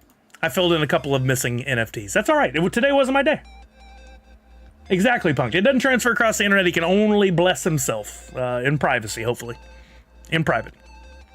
Okay, so I got a few more to fill in. I don't have any more USDC right now, so I won't be purchasing those here, but I will be keeping this tab open. If anybody wants this, here's the URL for this wonderful Chain Champs window that I'm looking at right now. This will track new epics as they're added. So you're at home working this afternoon, tomorrow, whatever. Open this up on a window and just leave it open. And then you can even put in filters. Maybe you're like, well, look, I'm not going to pay a lot more than I would have on drop. So the max I want to pay is $4. You can put that in right there and you'll see a blank right now. But once those epics finally come down, if they do, and under $4, this screen will flash up the new ones. And you can literally, if you're logged in here, just click on the buy button and get it. It's like one of the best tools ever created for the Wax blockchain. Jasp, who created it, is often here. He was here earlier. I think it's like an unsung hero. Some people know about it, some don't. I try to tell everybody about it. If the drop is going to be on drop and Wax, I think you got to pay attention to this area. Almost a 50% burn, it's looking like, unless a bunch of packs are bought. And I don't think we're going to see a last-minute rush. I think we're looking at probably a close to 50% burn, which is what I called 40 or higher earlier.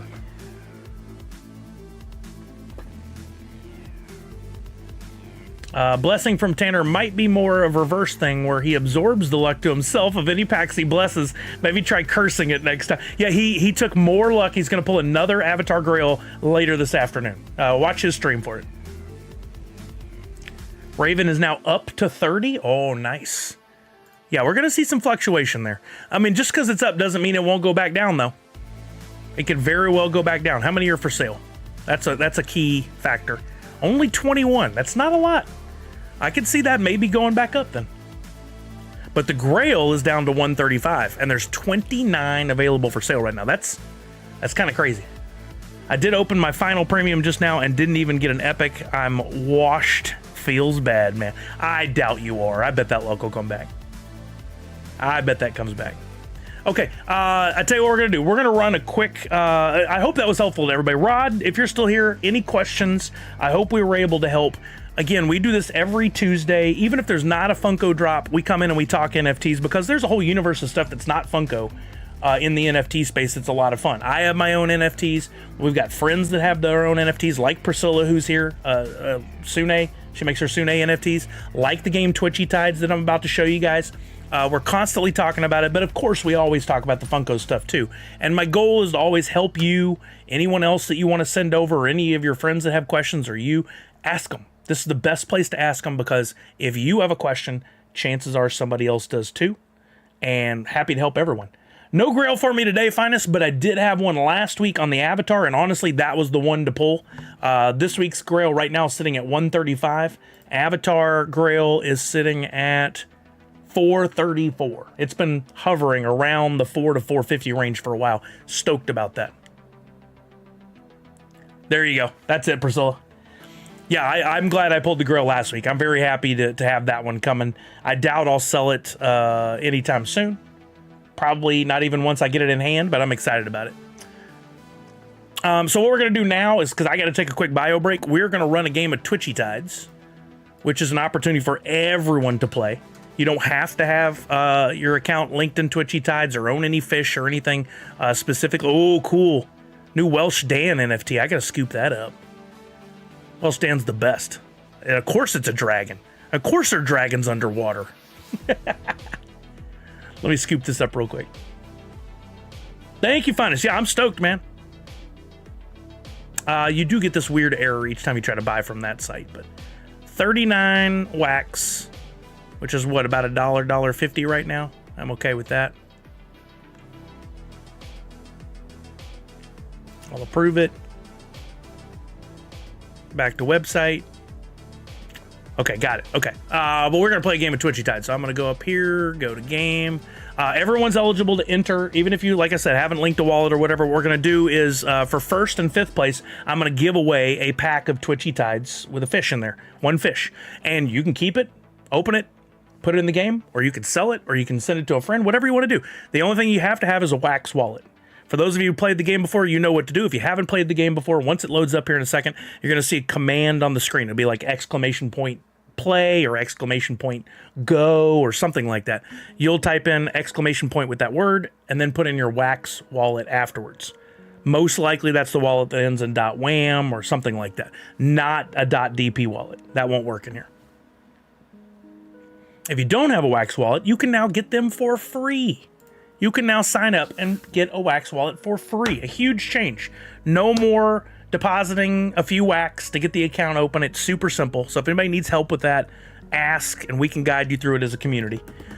You guys get in on this. I got to take a quick bio break. I'll be right back. We're going to run the game. We'll pick a winner for first and fifth. We'll probably run a second game, and then we're going to talk Drop Arcade for a while.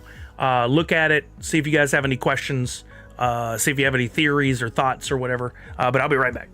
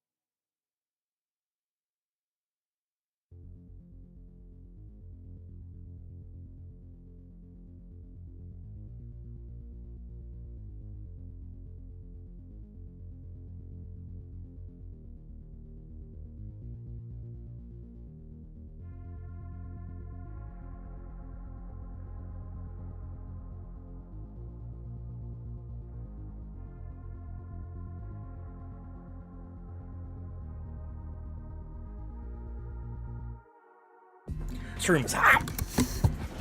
Oh, geez. That chair moved back on me. Let's see. We're getting everybody entered in. All right, I'll give you guys like 1 more minute to enter in here. If you haven't played before, hopefully you're jumping in !play and then your wax wallet address. What'll happen is in a second, we're going to go in and we're going to have a bunch of fish on the screen, one representing each one of you. And those of you who have fish, you have abilities, but you don't need to have fish and abilities. You could possibly win just by pure luck. I forgot to add one thing, a little extra. If you are running a codename Kitty fish from the game and you get first place, I'm going to give you 25 million woof on top of a pack. Wellstand NFT is a collab fish, buying 21 total blending, holding one of each rarity gets you a special airdrop similar to the extra life. Yeah, I love those. For those of you who don't know, these, I think this one as well, the Crew Tunes collab drop, we haven't done them in a while, but these usually do come with like an added bonus. And if you look at the description, which you can't see here, that's interesting, but you can on Nifty Blocks. If I go to Nifty Blocks, I always say read the attributes for your NFTs that you're interested in getting and see what's going on. Yeah, reading sucks. People hate it, but that's where good information is usually stored about the NFTs. Let's see. Wellstand collab.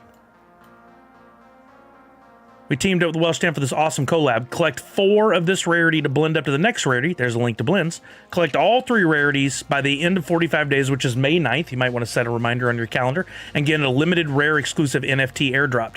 There's probably not going to be more mentions of this. It's on you now.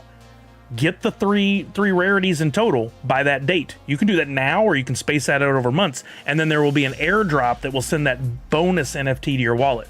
There's not going to be reminders. There's not going to be a calendar event. It's up to you. So if you want it, don't forget. We just got paid out a nice one from Extra Lifetime Day. What was it called? Something Day. Really cool, like virtual reality looking fish. Looks like he's wearing VR goggles. We just got paid. You got a Nia? Nice, Boba James. I haven't got one yet. But anyway, read, and if you have to, put a reminder in your phone, a little note in your phone. Those little extras are really nice. Game Day, that's it. Duh. It's in the name of the thing, right? The Game Day one's really cool, and it has 0.25 mining power, if you will, to get your tide.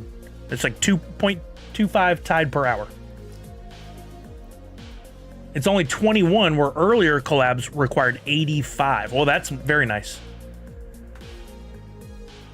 Yeah, Walking Miracle, I was confused too. I was like, it's got a gaming thing, but where did I get this? We got one, and then someone reminded Pop Paragon that if you had completed multiple, you should get multiple. So they went back and then sent the others. Yeah, if you had completed all the joystick fish that Tricky had put out. So there's one that looked like Atari, one that looked like PlayStation, one that looked like Xbox. If you had completed all those and you were holding them in your wallet, you would get the Game Day fish added. So I ended up with 3, which was super dope. Okay, here we go. We're gonna kick this one off in. Are you guys ready? Let me jump into. 1st and 5th get a prize. First place, if you're running Codename Kitty, you also get a 25 million woof. If for some reason I win, we just press that down 1 notch, and then so second would win a prize, and 5th. Here we go. We're gonna start the game in 5, 4, 3, 2, 1. Best of luck, everybody.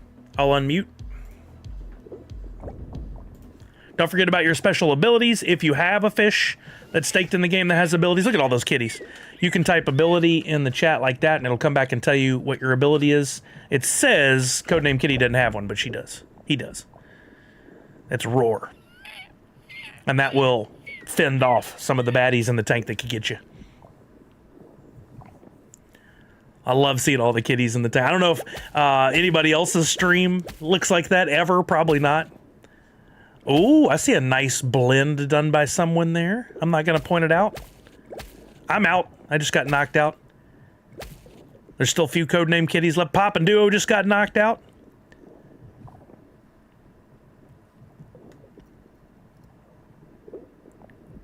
Now, once you use your ability, you can use it again in, 30 seconds? I've gotten to the point where I set a timer. We met at the Lobster Claw. That makes it sound like it's a bar name or something. That's great. Oh, boy. We got 5 of the last 11 are Codename Kitties. There's a good chance one of you's going to get the 25 million woof. We'll see. We'll see what happens. Joe Skittles just got taken out. So did Viper Czar, including the odds. Oh, increasing the odds. Now we're about 50-50 on Codename Kitty versus others. 8 left. We just lost Professor Josh. Sorry, Professor Josh. I'm so amazed that some of you seem to always make it till the end. I have horrible luck on this game on other people's streams.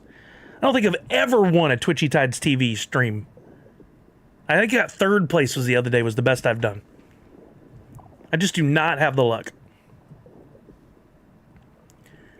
Oh, there went a codename kitty.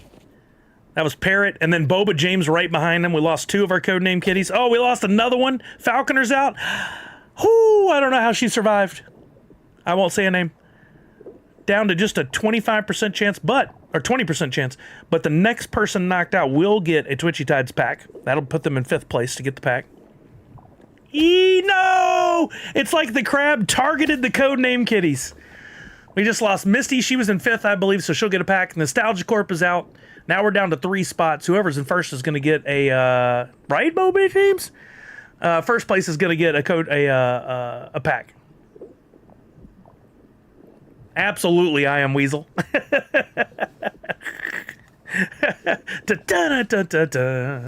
I watched those as a kid. I will never forget the Blue Oyster Bar. Oh, that'd make a great shirt. I wonder if anybody's made that shirt. A Blue Oyster Bar. That's a deep cut now. But I wonder if anybody's done that. That's so funny.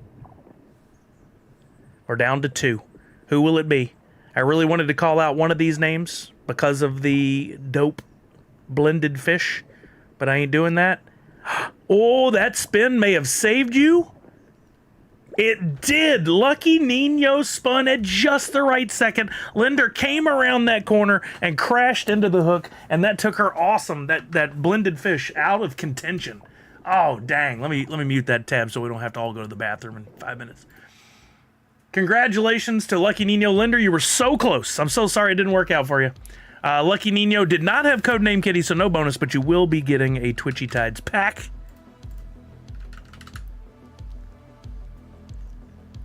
Whoa. How do I have a mega pack of food that I forgot about? Did I get that in one of these digs and forgot about it? Weird. I must have just gotten it through a dig, because there's no way I wouldn't have already burned it in the game. That's still strange. Okay. Yeah, but it must have just happened, or else I would have already... Was it today? Okay, that's what happened. Thank you, Linder. I totally missed that. It's probably one of the digs I was doing while I was getting ready for the stream, and I forgot to see how it turned out. Okay, that's good. I'll take a 50 food. All right, and then in 5th place, we got Misty. Misty was using... I can't speak. A codename kitty today, but she didn't get first place. So maybe in the future I'll add it into a bonus there, but... Cornesian, what's happening? How are you now? Thanks for stopping by. I appreciate it. Don't forget to get your free NFT. Somebody got a 10-pack of fish right behind me today. I thought that was awesome. I love getting the packs of fish. Okay. All right, let's run one more. We're going to run this back. We're going to do it again, but let me check before we run it on Atomic Hub and see if I have something special to give away. Let's see. I'm going to look in my inventory. We'll look at Twitchy, and I think I have maybe a pack of fish that's not just a single pack that I can give away today. Let's see.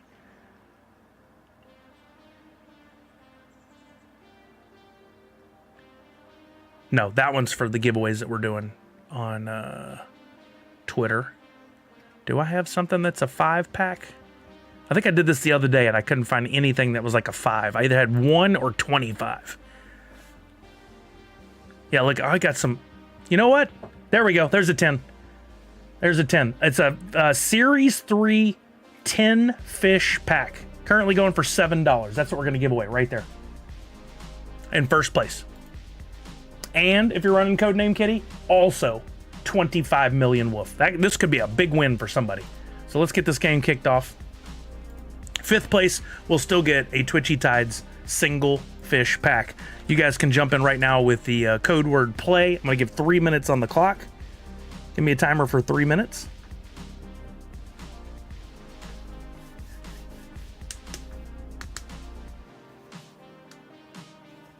There we go. You guys jump on in. Don't forget to set your fish if you got keep Codename Kitty on your team so that you can always enable it real easy. You guys know about the teams? Some of you probably won't speak up, but I'll show you anyway, just in case. on Twitchy Tides, if you've logged in and you've connected, you got a tank and you're staking your fish or whatever. If you go to your fish inventory, there's a little button here that says Twitchy Team. If you have registered any of your fish to be as part of your team, and that's what you have to do. Like right now I have Codename Kitty. Let me take Merv Ape out. I'm gonna wait. How do I unstake or unregister? I want to leave them staked, but I want to unregister. Can I do that in the team? Yeah, here we go. I'm gonna remove the ape. If I'm looking at my team, oops. Remove. I forgot to refresh or to save that. 1 second. I don't normally do this. But it's all self-explanatory, right? Team. Okay, I only have 4 in there now. You have 5 possible slots. It says max 5 right up here at the top there. If you have a fish you'd like to register to possibly use in the game, let me say I'm gonna register this one, Fang to Fishy. I confirm that. It's already staked. This is a separate thing. Registering becomes part of my team. Once it refreshes, it says fish registered at position 5. Registered is misspelled, I just noticed. Now he's at position 5. If I want, I can move him around wherever I want him. I can put him in 1st, I could put him in 5th, I could put him in 3rd, whatever. All you gotta do is remember where those fish are, or you could reference back to this at any time, and then you can use them in the game. For the default will be whatever's in the first place. I have Codename Kitty, but if I wanted to use one of these other ones, I just have to say whatever the command word is, and then 4 if I wanted to put in Nessie Nightstorm, or 5 to put in Rip Tusk. Hopefully you knew that. If you didn't, there you go. You only have 1 fish. Your slot. We got to get you some wins, Miss Fancy Cherry. Don't forget, you got some great opportunities. You can buy packs at any time to get fish. They're about $1 a fish, right? Then what it comes out to. You can play on Twitchy Tides TV, which is free. All you got to do is watch, and you earn H2O into your account for watching. Then you can dig every once in a while, and you can win packs of fish. You can buy individual fish from the market, like I just did buying that cool dragon that I can make part of my collection. If you get a handful of fish, you can do blends, you can do breeds. There's all kinds of things you can do. The game is a simple game that you can then stack on and do a lot more complicated stuff. Yeah, don't forget about Twitchy Tide TV. Have you not seen that, Miss Fancy Cherry? I'll show you. I know some people will try to enter over here. This always happens, but we'll do a little extension on this, give you time, guys, more time to get in the game while I show this real quick. If you go to Twitch, twitch.tv, like you're watching my stream or whatever, but look at Twitchy Tides TV. So Twitchy Tides, there it is right at the top, Twitchy Tides TV. This runs basically 24/7. It comes down sometimes, but this is an opportunity for you to watch, earn, and participate to win prizes. Right now, just watching, I haven't entered anything. I could enter the game for free, so exclamation point chill, that's going on this game. I can enter. And then if you win 1st, 2nd, or 3rd, you're gonna get some food for your fish. And once you earn some H2O, which is what you earn for watching the stream, much like you earn my Sully Bucks, you earn H2O there. You can at any point go in and do a dig. I'm doing this in the background. Let me change the size of this so you guys can see it. There we go. I'm typing in right now exclamation point dig. I hit enter. Because it takes 50 H2O per dig, it's going to wait a second and it's going to come back and it's going to tell me, hey, you won something, or hey, you dug a hole. In this case, I dug up a Twitchy Tides love bug. Look at this. As if it were on command, I got a love bug. That's actually a really good fish to dig. I just got one of those in my collection, right? If I go back, this is instantaneous. I can go to my inventory. I may have to refresh. It'll be in my inventory. I can do what I want with it now. I can use it for blends. I can give it to somebody. I can sell it. There it is. There it is in my account right there. That fish right now, the lowest it's going for is $4.20. Pretty dope, right? So you can do that all day long. What I recommend is you keep that tab open somewhere on a computer if you got one, or an iPad or whatever. Keep that tab open so that you're always earning H2O. And then go set yourself a timer. Once you've earned enough H2O, you can be doing this all day. Set yourself a timer for 15 minutes because you can dig every 15 minutes. I do it on my watch. Come back, dig again. You're going to dig a lot of, they call them holes, or you get nothing. But occasionally you'll hit something like I did. or you get a lot of food, so you can feed your fish without having to buy food, or you can get packs. Like I said, I've gotten a 25 pack of fish before. That was huge. Huge. Yeah, this is all run, like MJ Owns You does it, this is all run by the same thing called ScurvyBot, which I am investigating possibly adding to my stream or running a secondary stream that's on live on Twitch all the time. But there's a lot to that. Like, in order for you to have the incentive to dig, there has to be some good prizes in the dig, right? You have to watch to earn, so that means there has to be a token, in this case that H2O. You can also, if you subscribe to this channel, you'll get a nice little bump, not only a bonus in your H2O, but you can earn more per minute of watching. And if you're doing anything on the Twitchy Tides website, you can, if you're earning Aqua, which is one of the things you can earn by playing in like Battle Bowls, you play in my Battle Bowls, you can win in there. You can turn that Aqua into H2O. You can convert it to give yourself more digs. You got to decide whether it makes sense to you or not, or whatever. You got, oh, Joe, you got Ania? Nice, congratulations. Yeah, usually it lasts, it's a few days between when they first are, you can dig them up and when you can first use them in the game. Yeah. Oh, I mean, I'm happy to help, Miss Fancy Cherry. Yeah, I want to see everybody win, and that's a great opportunity to go in and win. It's a lot of fun. You see Boba James in there all the time, and Linda in there all the time, and a lot of these names that are on the screen right now, you'll see them in there throughout the day. You can say, hey, I know Mindy's always in there, Funko Lover 30. Nice, Joe. Yeah, there's also that. I didn't even think about that, Joe Skittles. There's dig boosters. Normally this window right there, like that, Miss Fancy Cherry just followed. Over here on the side, a lot of times, instead of the Twitchy Tides Tuesday lineup, it'll say, there'll be a picture of a fish, and it'll say, this is your booster for right now. I think, does this work? There's a command that I think will tell you, oh, right now it's hidden because there's some secret boosters. But if you have the right booster, you can increase your chances of winning as well. Yeah, it's the rhino fish. It's this one right here. Rip Tusk. If you have that one, it's a bonus right now, I believe. I got one of the ones needed for this blend for free by watching Twitchy Tides. The other one I bought for $3.49. I blended the two of those together to make a Rip Tusk. Current value on that, lowest asking price is $10. You could just buy it outright, but I wouldn't want to do that. I like buying the one fish and then blending with the other. So you just got to have a little luck to get that first one. And then you get a bonus. No token is required for you to use ScurvyBot and give stuff away. Okay, not required, but in order to do what I'm planning out, that's part of it. Yeah, you're right. It's not required. Sorry, I don't want to mislead anyone. That's not my plan.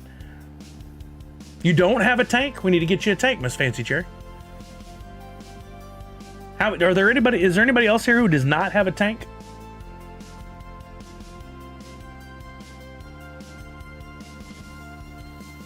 Because you can buy one. Not on Twitchy Tide stream. There are others where you need a pass, right?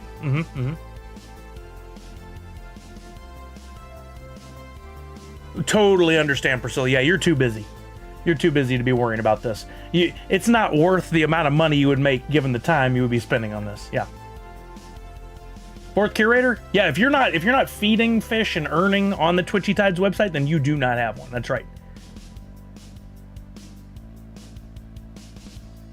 Allie needs info on setting up a tank? Oh, okay, we'll wait till she's here sometime. No, we're about to do that next, Rod. Rod, we're actually gonna run this game, and then we're gonna talk about Drop Arcade, so perfect timing. So we have a few people that don't. Yeah, I have some tanks too. I just wanted to know how many people don't have them, and see how many I have to see if we can give them away. Because it's not fair if I just hand pick a couple people and give them, but if we only have 3 people that are here that don't have them, I could probably help out with that. All right, we're going to play this game. Everybody get in. I'm giving prizes to 1st and 5th again.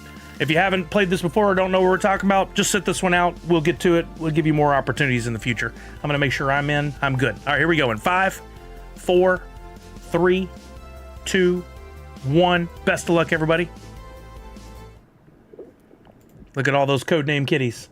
So what we're looking at is a game called Twitchy Tides, put together by a friend of ours, Pop Paragon, and team.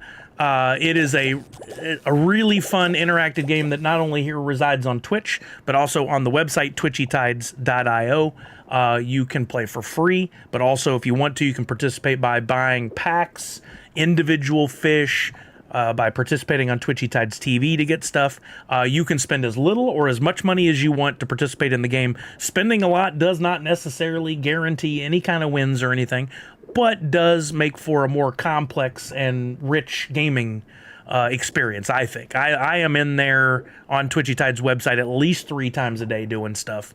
I love it. I love the chances at winning, the gamble, the fun, the strategy of blending and choosing how to spend my tide and my aqua, and there's a lot to it, but you can start real simple and just play the games on streams, and that's it. That's an option. For this one, we're giving prizes to people that end up in 1st and 5th. Nice, Boba James.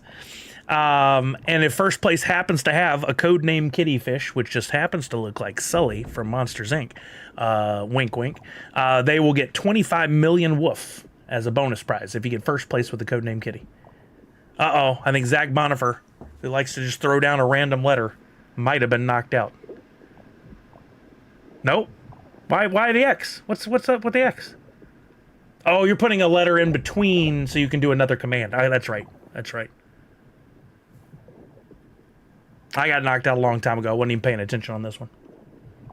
Yeah, don't forget your special abilities. If you don't know it, there's several places you can look it up, or you can type in !ability here in the chat, and it should return your ability. It doesn't always. Chuck, I was thinking it, to be real. And then you also have, I just relearned this, ! freeze and ! spin, right? Doesn't every person have that option? I think that's what you guys said. So utilize those as well. I totally forgot that somehow. Over months, I just completely wiped that out of my brain. I didn't know that was a thing anymore.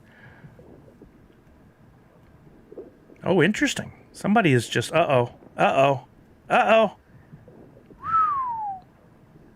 Dang, y'all got lucky on that one?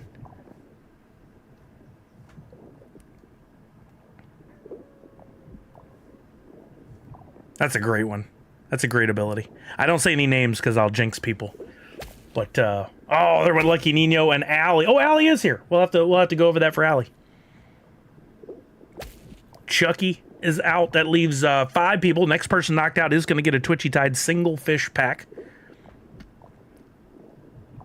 And then we have a 2 and 5 chance right now. Somebody getting 25 million woof, as well as a Twitchy Tides 10 fish pack for getting first place. Oh, no. Oh, good time to enable that special ability. Ew, some fish just don't follow the same rules. I mean, literally, they have their own rules.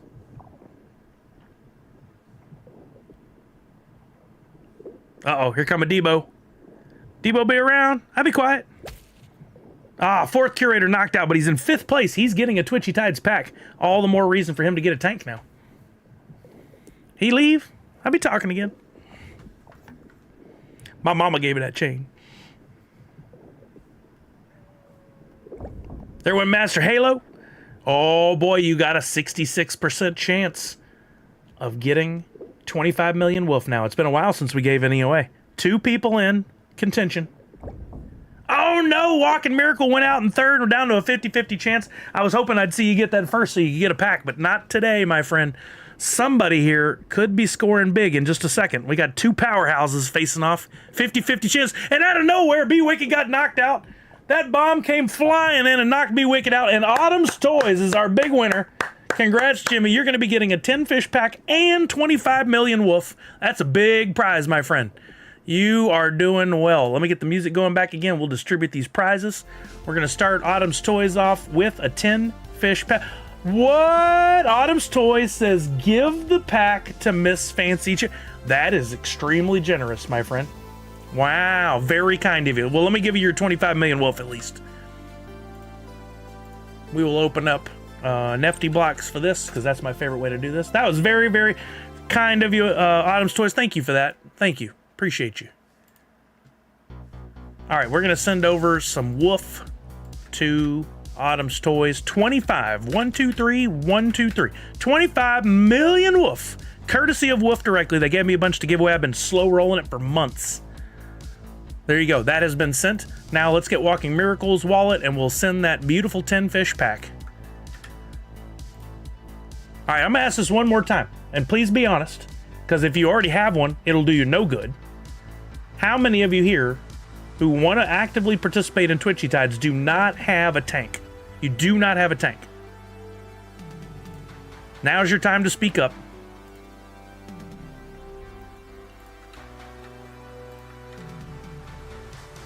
Okay, we got Nostalgia Corp, Chuck, Crypto Boogie, Hear the Revenge, Python, Miss Fancy Cherry, Pop and Duo. Oh, there's more than I thought. Let me give this pack and let me see what I have for tanks. I'm afraid that's too many. I don't want to do it unless I can really give one to everybody here.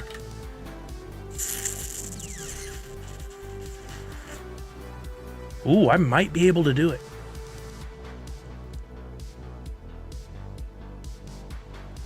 There you go, Priscilla. Okay, Tarzan and Puma.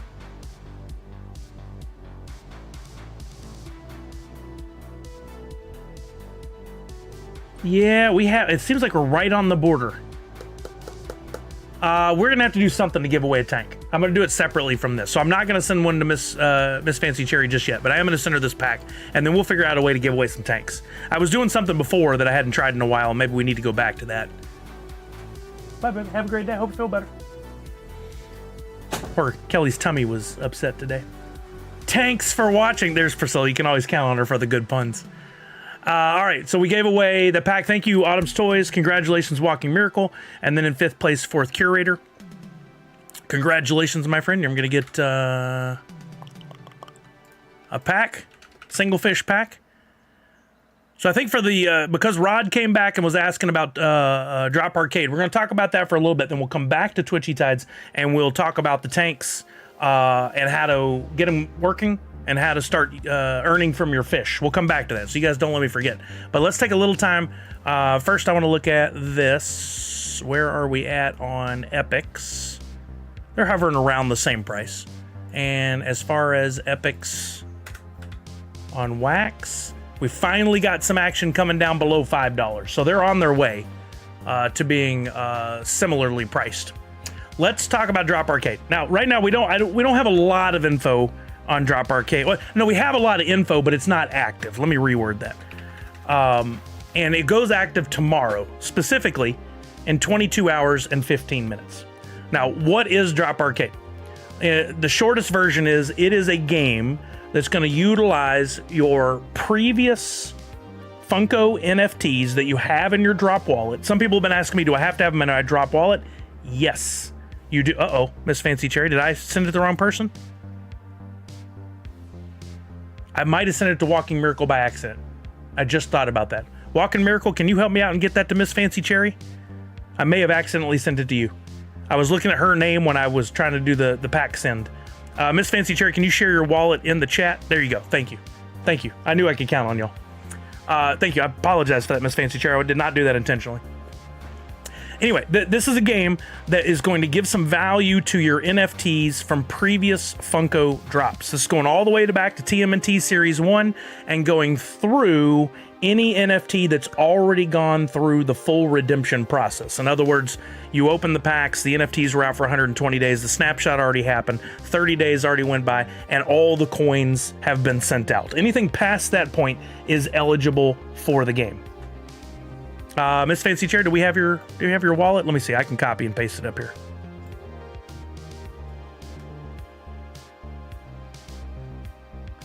There we go.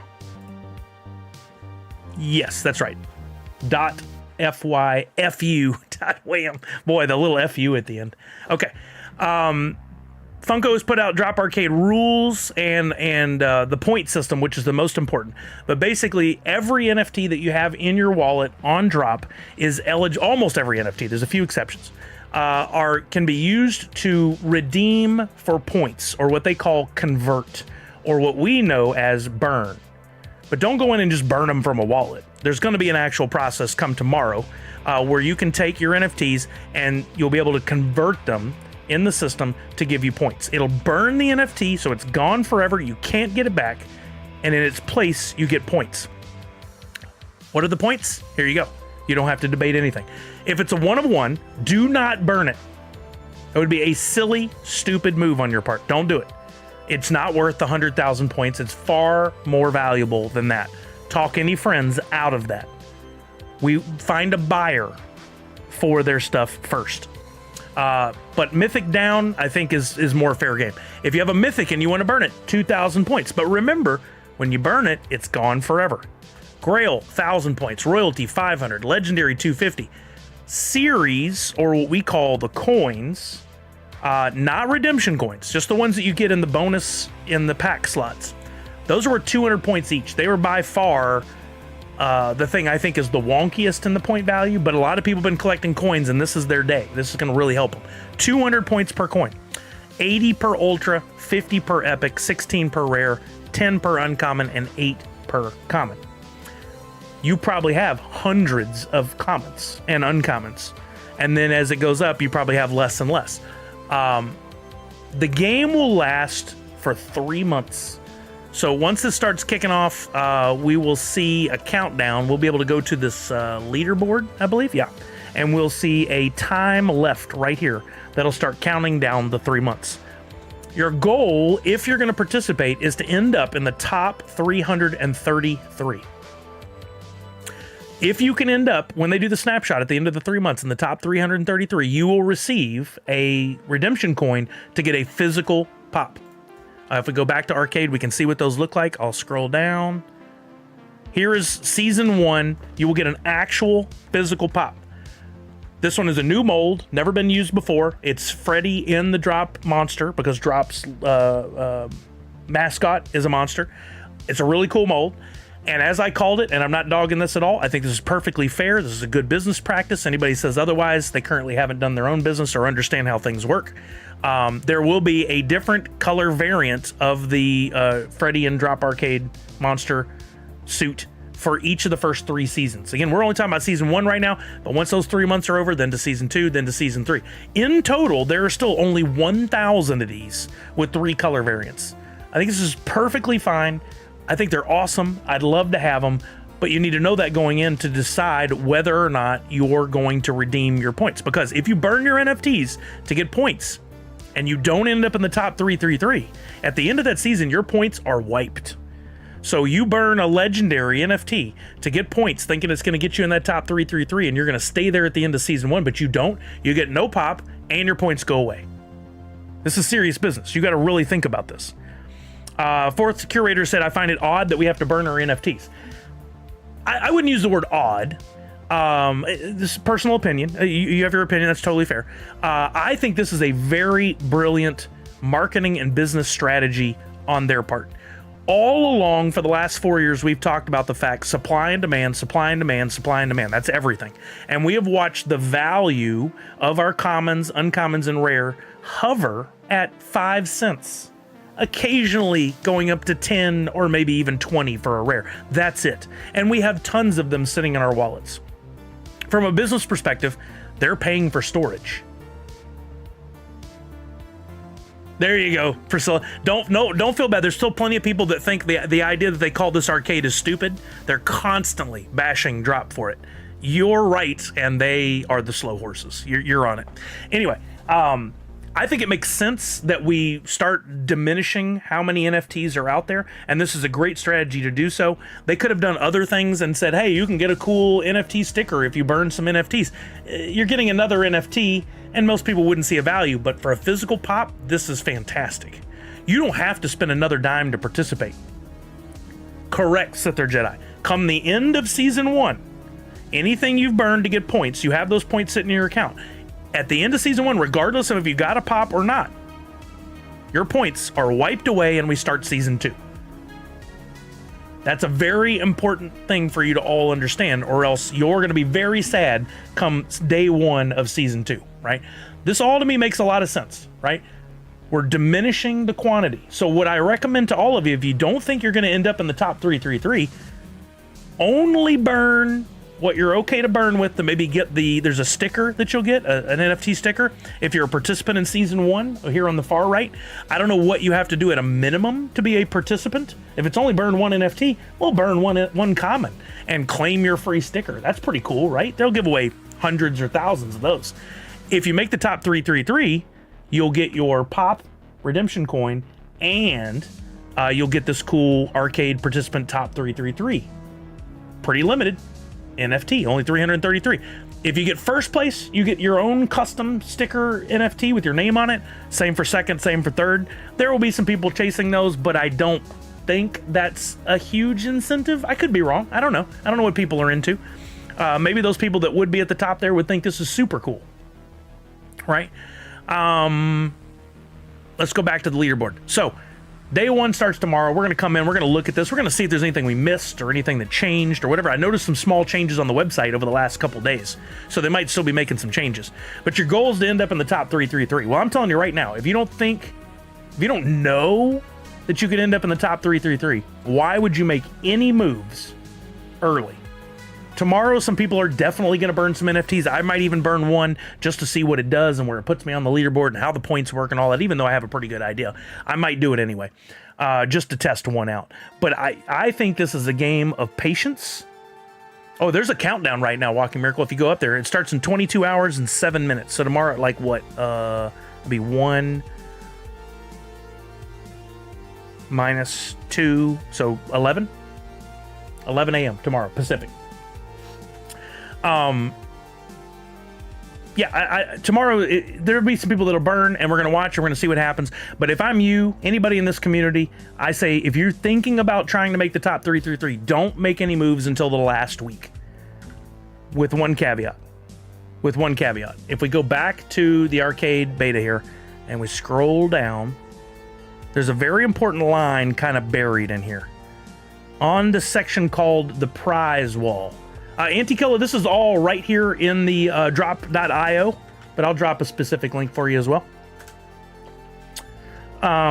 This line right here, the prize wall. Mind your rank. Along with the prize wall, there will be surprises along the way. Now, either Drop came up with this on their own. They're very smart people. I'm sure they were capable of doing this, or based on feedback and maybe even commentary that I've made here, they decided, oh, okay, we've given 3 months. That's a long window of time for people to participate, but we realize we haven't given incentive for them to do anything prior to the last couple of days, which could be problematic from how much weight is put on their servers in the last 2 days, right? I don't know how intensive this conversion is and what it might do to slow things down. Regardless, I think they've made a good move here. They're not going to tell us up front, but there are going to be some incentives to have points along the way. Meaning, in the next couple weeks, in the first month, in the first 6 weeks. Don't know. We don't know yet, but we're going to find out. What will the incentives be? Will they be enough? What we may find, and I guessed a date. What did I say? I said the date would be April 18th, right after tax day, and because I'm on vacation.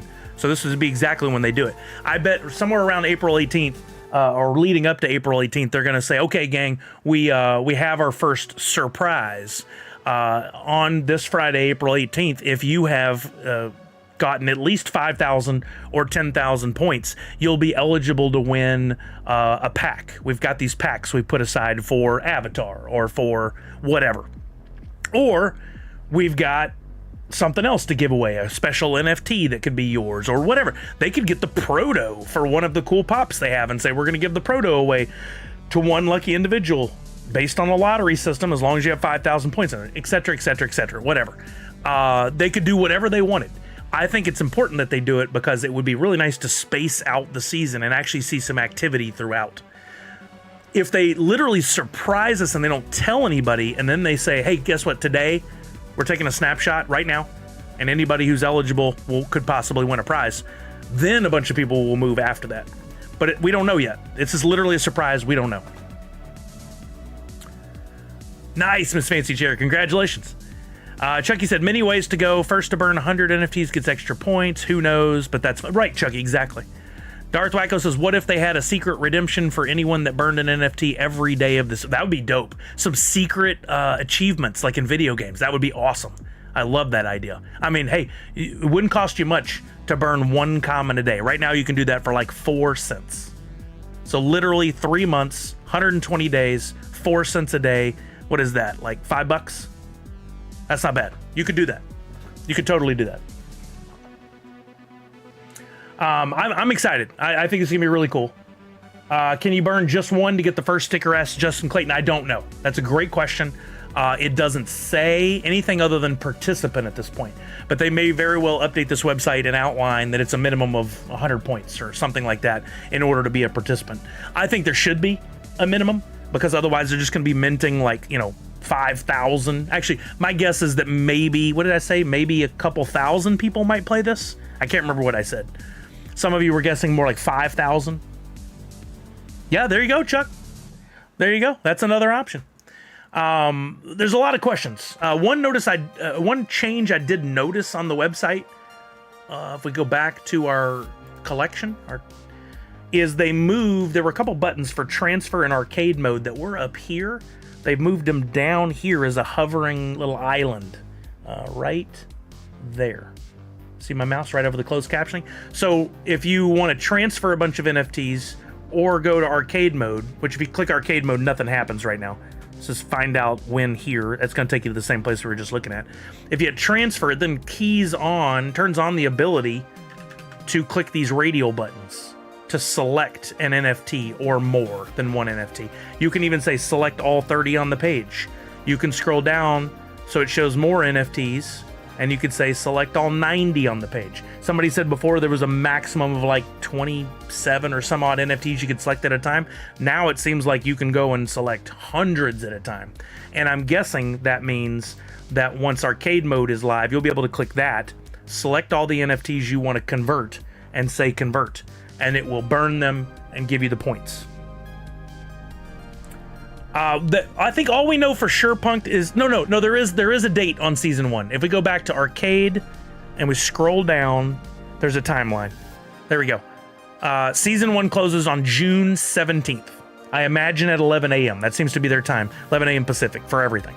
So I would assume 11 a.m. But June 17th is for sure, and that is what day of the week is that? We looked it up and I've forgotten. That's a Tuesday.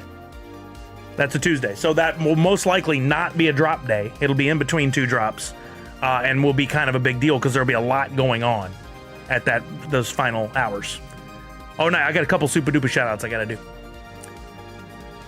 Remember when they would give out an NFT for holding a specific NFT? Maybe triple points for a specific NFT? Could be. That's an interesting thought, Chucky.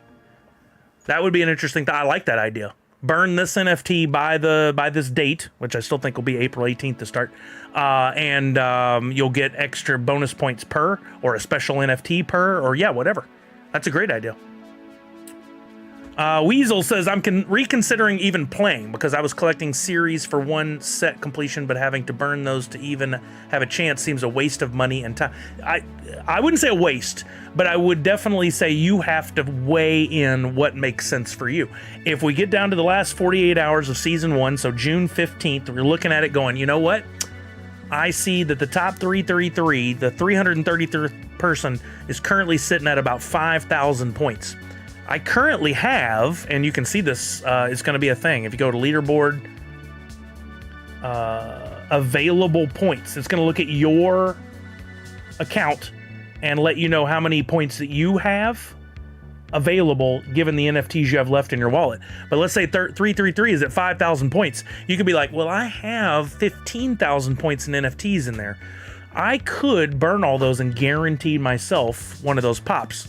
Almost. Not guaranteed, because people can make a lot of moves in the final seconds to push you down out of the 333. So no matter what, like opening packs, this is a gamble. Nothing is guaranteed. You could earn the most points in the game through the first 2 months and 27 days, and then get pushed down to 334 at the last second by 333 other whales who were just sitting on their points. So my recommendation to everyone is sit back, watch, chill, and learn There's no rush. For some reason, people feel they need to rush through everything. Forms and claiming stuff and opening packs, and then they make mistakes and they learn the hard way. There's no reason to learn the hard way when you have a 3-month window to play the game. Chill, watch, learn. That should be the theme for Season 1, in my opinion. You do whatever the hell you want. It's your NFTs. Personally, I think the long-term value of the NFTs is most likely going to outweigh the points you will get for burning them. Even if I thought I could get into the top 333 in those final seconds of Season 1, I don't think I'll do it. I think that as each season goes on, they're going to go burn, everybody's going to be burning NFTs, and that big supply of NFTs is going to be shrinking. Season 1, Season 2, Season 3. Season 3 may seem like the end. What happens if they change it all up and do something completely different for Seasons 4, 5, 6?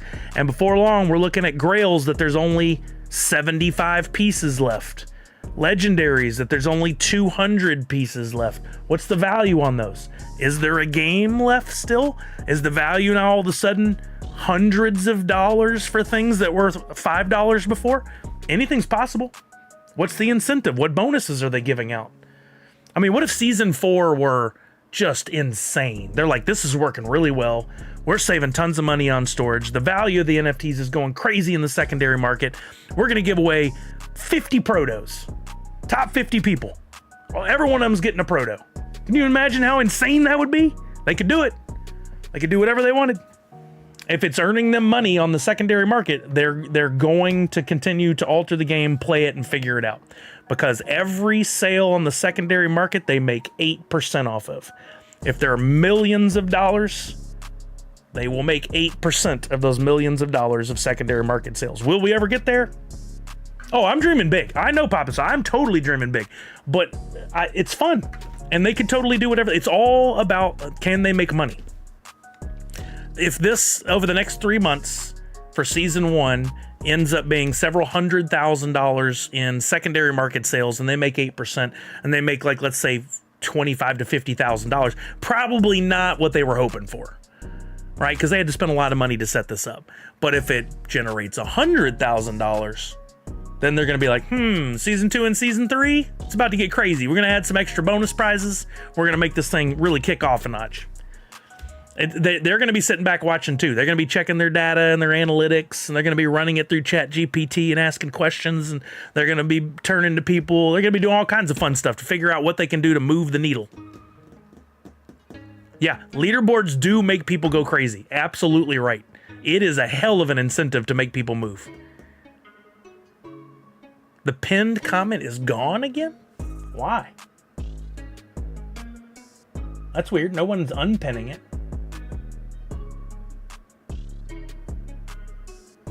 But it shows in the chat every so often. This shouldn't be an issue.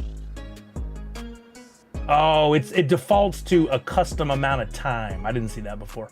There, now it won't unpin again. I forgot about that. Yeah, it comes up in the chat every 3-4 minutes anyway, so no biggie. But thank you for letting me know. Okay, so yeah, I'm dreaming big. That's what I do. I also like to put this out in the universe because I know occasionally the drop team will watch my streams, and who knows? Like, I don't think this highly of myself, but who knows if they're like stuck on what could we do, and they hear me say the thing about the protos and go, wait a minute, maybe we can't get 50, but could we get 5 or 10? HQ surely would give us that to do an incentive to make tons of money. Let's try, you know? Could we make a special custom pack that people could win? That's the only way you can get it, is to win in the game. And those have NFTs in there, and those NFTs are very limited. No, Misty, you're fine. You're fine. No worries at all. I forget that it has that, it goes away after 20 minutes, but I set it to not go away, so. I like to put it out there because we're not gonna have any meetings. They're not gonna sit down with me and talk. It's something I've dreamt about for years. It's not happening. So I might as well just put it out there because it would benefit us all if they did stuff like that. I'll just give them my playbook. They're not gonna work with me. They're not gonna call me. So I'll just give them the playbook, right? And they're probably laughing at me going, well, we already thought of all this. You're not dreaming up anything new and unique. You're like, you do think too highly of yourself. That's fair. I just like to dream. I think it's fun. Okay, any questions on Drop Arcade? Any thoughts? Oh, I'm loving Meld. Darth Wacko, I haven't had Like the issues you guys saw today with Twitch freezing had nothing to do with Meld, because Meld was running strong the whole time. It's on the Twitch end. Meld has been rock solid for me. There's been a few extra learnings. I've forgotten to put some stuff in, like this isn't working, but that has nothing to do with Meld. That's Stream Elements. I don't know why that's not updating. We had new followers today. We had new people subscribing. That should be updating. There's some problems I got to work out, but it has nothing to do with Meld. Meld's solid. Yeah, absolutely, Boba James. I mean, I love the dreaming and the theorizing part of all this, and every once in a while when I'm right, it's a lot of fun. I like the curveballs Drop throws us with different things, like the introduction of Mythic over the last year and the changing of the stickers, and we finally got pop protectors that we could order for deliveries, etc., etc. They've made a lot of great changes. I think they're doing great things there, and they already are the only giant pillar project on wax, with the exception of a few of the games, Twitchy Tides. They are the cream of the crop. They're right there at the top. It's really cool, and to see where they're at in a year, 2 years, 5 years from now, if we're all still doing this, is going to be a lot of fun. I think we will be. Whether or not I'm doing it full time here or not, we'll see. Yeah, right? And Boba, it's going to pay off for you. You did it right, man. You did it absolutely right. You gambled correctly. Okay, no other questions. I'm rambling. It's 1 o'clock. Do we need to do anything else on stream today? I said we would go back. Oh, fish tanks. We're going to look at fish tanks. Okay, so let's go back to... I'm going to fix this screen first, or else people will start trying to enter the game. Okay, so on Twitchy Tides, one of the things I recommend for anybody that is getting into the game is take the time to go through and look at all these menu options. Like, one of the best ways to learn about a thing for me is to figure out where the buttons are and what the buttons do, right? And that doesn't even necessarily mean pushing them, but just reading through everything. But one of your main points when you come to twitchytides.io to do anything, your first stop should always be to come to staking fish inventory, right? Now, when you start, if you're first time getting in and you only have a few fish or whatever, you're not going to see much here. But this area is going to grow and evolve as you acquire more fish and get your tank going and all that stuff. Think of the game in terms of, you have a fish tank, and you, like, if you were to buy one at your local pet store and bring it home, you would get your fish tank, you'd set it up, you'd put your fish in there, and then you have to actually feed the fish to keep them alive. Right, but these fish are special. They're actually producing what's called Tide for you. Tide is a token that you can actually take out and convert to wax. You can do the opposite as well. You can take your wax and you can get Tide, exchange it for Tide to bring into the game. So you can go both ways on that, right? When you first start out, you don't have a tank, therefore your fish aren't staked, right? I don't think they are. So you can't really do much with them at all. If you have a tank that's been gifted to you, what you most likely have is a tank that's not ready to go yet. It's a little confusing, but each person can only have one tank. Well, you can have multiple tanks, but one main tank to get started. So your tank that you got, if it was gifted to you like Allie or from somebody else or from me, I might have sent you, let's look at here on this. I might have sent you one of these, a Twitchy Tides 10 fish base tank. These are, you can purchase them, you can buy them and sell them on the secondary market, but they're not ready to play in game. What you got to do is convert them to what's called an NTT first. This is like the weirdest thing of the whole game. It's not even weird, just necessary because of the nature of how games and stuff are played. You just need to convert this tank, and you can do that on NFT Blocks. NFT Blocks has an area for blends, and I believe this is one of them. If we go to Twitchy Tides, and I'll drop this link in the chat, go to blends, and you can search tank right up here. There you go. Twitchy Tides 25 fish NTT tank. It's an NTT tank, meaning non-transferable. You need to get one of these in order to start staking your fish and earning. So you come in here with a 10 fish base tank, which I have several of. We just looked at that in my wallet a second ago. You say blend, and that converts it into an NTT. Do not do this if you already have a tank at play in the game, because now you have two NTTs that you can't trade or sell. The second one, that's not going to help you at all.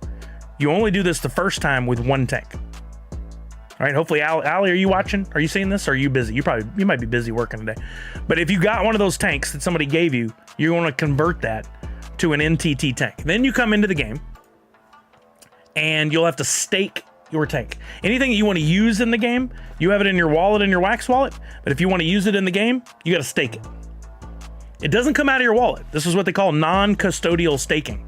That means that it still stays in your wallet, but it's also staked in the game. Unlike Wombat Dungeon Master that some of us used to play before, where they took it out of your wallet and put it in the game. Nope, this stays in your wallet, but is also part of the game. This is beautiful because you have games like Meta Battler as well, where you can be using the same NFTs in both places, right? I know that was a bit confusing, Allie. At first, the instructions were everywhere, I think, but since so many people are playing, we don't really go back and talk about that much anymore, but it is an important first step. But anyway, once you find your tank, and I have a few, I have my main tank, and then I have a... oh, these are the ones. Okay, those are the NTTs, and then I have a breeding tank. I think that's all you can have. I don't think you can have a second tank. Like, let me see if I try to stake this one. I think it's going to tell me I already have a tank. Yeah, you already have a tank. So you cannot have two main tanks. You can have a main tank and a breeding tank. This main tank can be upgraded. I've already upgraded mine to level 2, which holds 60 fish. At first, yours is going to hold 50. If I want to upgrade again, I can.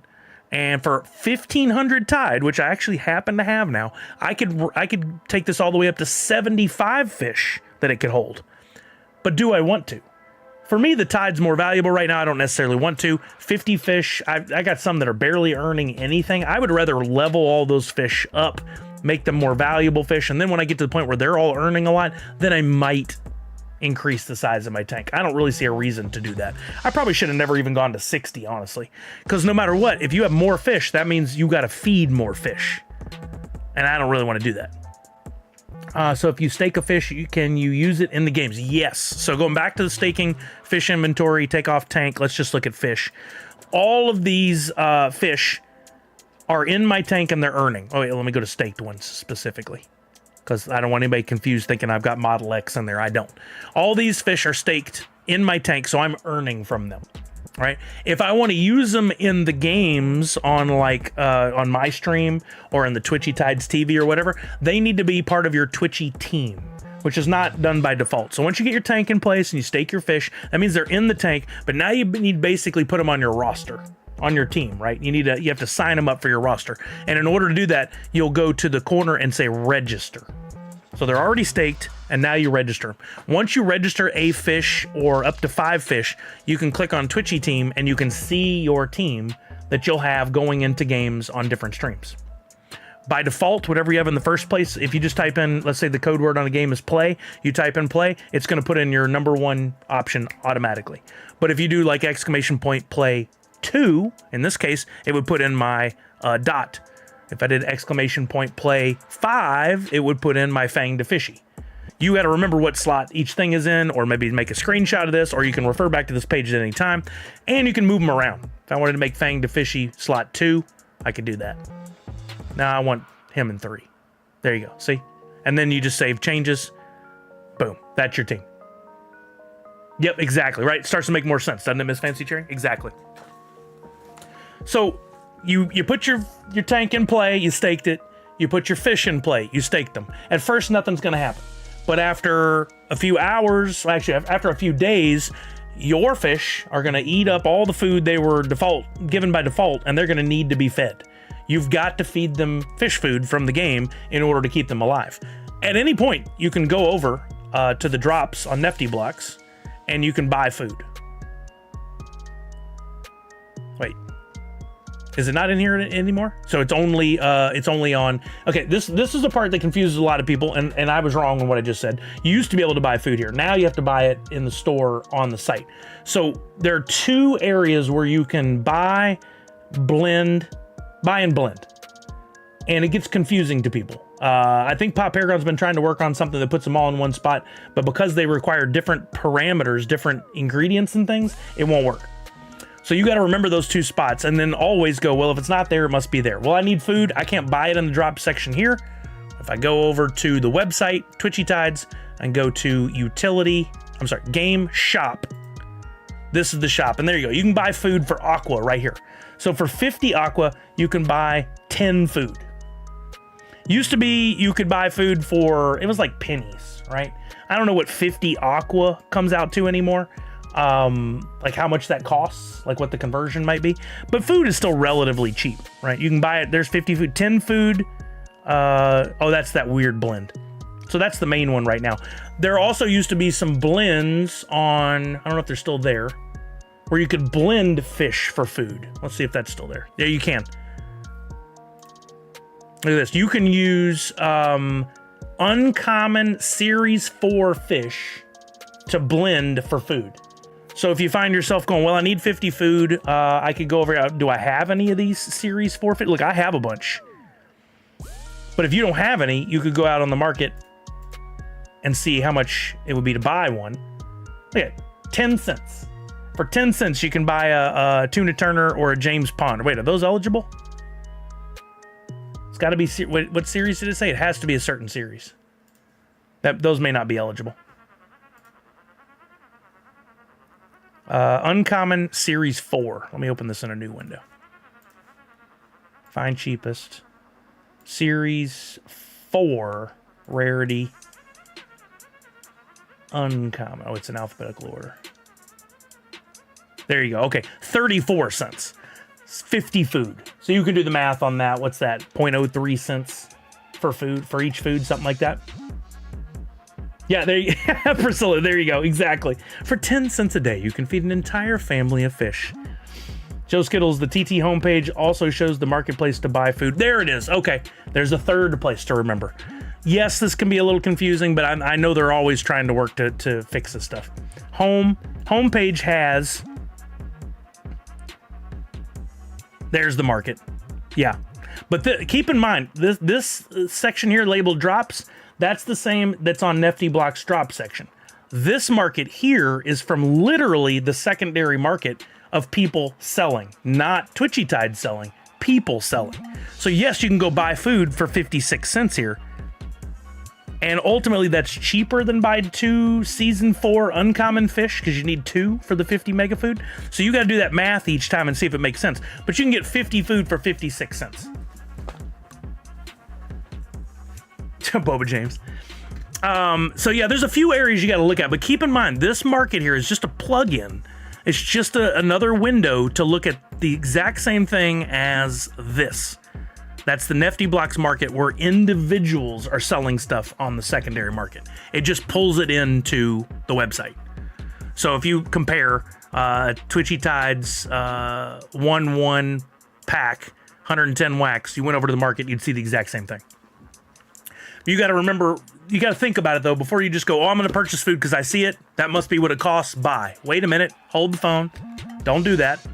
Know your resources and know that one of those resources is you can blend old fish for food, right? That's why, much like Drop Arcade is giving some value to the garbage and the trash out of packs, over here, the garbage and the trash now have value in getting you food. That's why I don't like to throw away anything in the NFT space. Like it can have value. Pop Paragon figured out how to give it value, and there you go. So anyway, we're back. I know I'm getting off onto a bunch of tangents, but fish inventory should always be the first place you go when you're in the game, because every few days you got to feed your fish. I don't currently have any need to be fed right now, but I have some fish that have earned Tide. So when I come in here, it says claim all Tide. I have 84 NFTs that have produced 28 Tide since I started this morning. I click on that button, confirm it. It's going to get the Tide that those fish have produced, and it's going to put them in my wallet. Up at the top, I currently had 1513 Tide. That's going to refresh now. I was off by a second. Does it not refresh? Do I have to refresh the page? I thought it refreshed for me. 1513 will become 1541. You do have to refresh that one. But it's refreshing my inventory here. Look at this. I have food. If you have any food that you purchased on the secondary market or you won through Twitchy Tides or whatever, you actually have to burn it in the game in order to make it part of your food inventory. Interesting terminology. Sounds like you're getting rid of it. What you're doing is you're unwrapping it. So burn all food 1. I have 1 to burn. My balance is currently 811.78. I click that. It's a 50 food mega pack. So that should take this up to 861.78. It'll refresh in a second. There it goes, 861.78. So you have to burn the food in order for it to be in the game. And then, guess what? Food can also be produced in the game. If you have plants, you can produce the food you need for the game, at least some of it. So I have some plants. I've won some in the Twitchy Tides TV. I've pulled some from packs. I've purchased some plants directly from the game using wax originally, and then some Tide and stuff. But the food, if you have sea anemone or twitchy seagrass or kelp, those are all options in the game. They will produce food for you. And then every few days you come in, you claim your food, and that food, 25 right now, will be going into my total over here so that I can feed my fish with it. So you're basically building a little ecosystem that you're constantly keeping going. That refreshed to 886. Okay, beautiful. And then I'm going to refresh this page. I always say go to staking fish inventory first, because if there's ever any of these purple buttons that I was just pushing on to claim Tide, to feed fish, to claim from plants, any of that, you got to make sure you click those buttons before you go do anything else. Make sure you're doing that. Because once you get, this is what I call being at par, being even. I've taken care of all my daily tasks. Now I can go do other things. And don't do this every 10 minutes. Poor Boba James ran into this problem. He was coming in constantly. Oh, I can claim another one Tide. I can claim another one Tide. I can feed that one fish. He was doing that all the time. That eat up your CPU, your Wax account's ability to process transactions. You don't want to do that too often. Twice a day at most. Anything past that, you probably don't need to do it. Maybe 3 times a day. You don't really need to overdo it. Just come in 3 times a day at most and do that. Because you got other areas that you can do things with. Battle Bowls being a big one. Let's go to Battle Bowls. Battle Bowls are owned by individuals. So like Las Vegas Ape, he owns a Battle Bowl. I own a Battle Bowl. At one point, the bowls went up for sale, and you could buy them and you could blend them. Now they cost a fortune on the secondary market. Let's see. If I saw mine the other day, and I was shocked at what it would cost to buy a bowl, because I sure didn't pay this much. Yeah, my bowl, which is mint number 9, the cheapest one right now is $1,270. That's what somebody's asking for. It doesn't mean that's the value. Suggested price is actually $254. I still don't know how that's calculated, but we could look and see what sales were. Only one bowl has ever even sold? No, 3 bowls. 380, 235, 237, and 325. Oh, no, and another one there. 682. Somebody bought one this month for 25,566 wax. Wow. Anyway, with bowls, you can host your own games. So, and that as an owner, and then you can go in and play games. So you can use your fish that you have in the game to possibly earn more aqua. Think of it like a custom game that's hosted separately, and you can put your fish in it, so you don't have to be on somebody's stream at that time. For instance, if I look here, Mortal Wombat has this bowl hosted. I know because it says Mortal Wombat's bowl up here. I can see Vic Ventura's already entered this game. I can see there's 24 out of the possible 200 fishes that will compete in these bowls. Maximum 10 fish per player. This game lasts 8 hours. So literally, once the game starts, it's going to go for 8 hours. You're not going to sit there and watch the game. It doesn't work like the ones that we do on our streams. It's going to go for up to 8 hours and leave winners. And first through like 10th are all going to earn aqua. It's going to come out of the game, which can be enhanced by some of the fish you own. But if I want to join in the game, I can click join, and I can see more details on it. Up at the top, again, 24 fish in there right now out of a possible 200, maximum 10 per person. It's going to run for 8 hours. Currently, the pool is 10. Still says Tide. I think it's supposed to say Aqua. Could be wrong. I think that's right. Currently says 10, but the more people that join the game, the more Aqua will be given away. I can put up to 10 fish. If I want, I can just say auto select and it'll pick 10 fish for me. Or maybe I don't want to put in those 10 specifically. Maybe I want to put in some lower energy ones. There's 10 now. I say join the battle. It's going to put my fish in the game. And once the entry period ends, or we've reached the maximum number of fish at 200, the game will kick off. So then what happens is I come back 8 hours after that and see what I won. If I won anything, it'll be right here. I'll claim it and it'll go in my wallet. Now, when you do that, you're taking the fish away from earning Tide during that time. They're in the game. So you got to think about, would I rather be earning Tide or would I rather be earning Aqua? Which way do I want that to go? And if I want to earn Aqua, as Bubba James pointed out to me recently, that's a gamble. You're not guaranteed anything. There's a chance you might earn Aqua, but you might not. And to throw another curveball in there, some of these tanks give away NFTs. For instance, Waxtails got a bowl here that's giving away one of Priscilla's NFTs from Emerald City Comic Con. Number 58 of the spring Sude figure right there. So if I want to enter that one, that's a 36-hour game. I don't like the long games. It ties up my fish for too long, so I don't usually go that way. But that's an option for you. I have a bowl each day that I put into play. I forgot to launch mine for today, so I'm going to create my bowl. You guys can actually create your own bowls too, where you're just renting a bowl. So somebody a minute ago said, hey, those who own tanks are making bank. Not necessarily. They have to run the games, and they have to make sure they're filling it up with people in order to earn even a tiny profit percentage off of what's coming into the game, right? But you as an individual can actually rent a bowl and host your own games anytime you want. So if you think that there needs to be more games that are 6 hours long, you could do that. And I'm gonna show you how right now. I went in to create a game. I'm gonna set the parameters. When do I want this to start? I want it to start today at 5 p.m. I don't want anybody to be able to enter before that. I want the entry period. In other words, if it goes to this time and we don't have the full 200 fish, kick off the game at this time. If we get the 200 fish earlier, go ahead and do your thing. I'm going to say this one, I'm going to leave it open for 12 hours. So I'm going to leave this open until 5 a.m. tomorrow. By the way, if anybody has any opinions on the way I'm running my bowl games right now and you think I could do better in some way, amount of time, prizes, etc., let me know. Aside from giving away Grail Funko NFTs, I'm not doing that right now, but maximum number of fish in this one's 200, max fish per person 10, max duration. I'm doing 10 hours here recently. I think it's a really good time period. 10 and under would be best, but if we run 10, we can give away more Aqua. And then you give it a name. I'm going to call this the Nerds Unite Battle Bowl with Hoot Trophy prizes. In order to give away prizes, you do have to have an uncommon tank. I thought about that, Walking Miracle. I would like to get to that for sure. That's a good recommendation. You can select a tank, and this is what I was talking about. If you don't have a tank and you want to rent one, you can.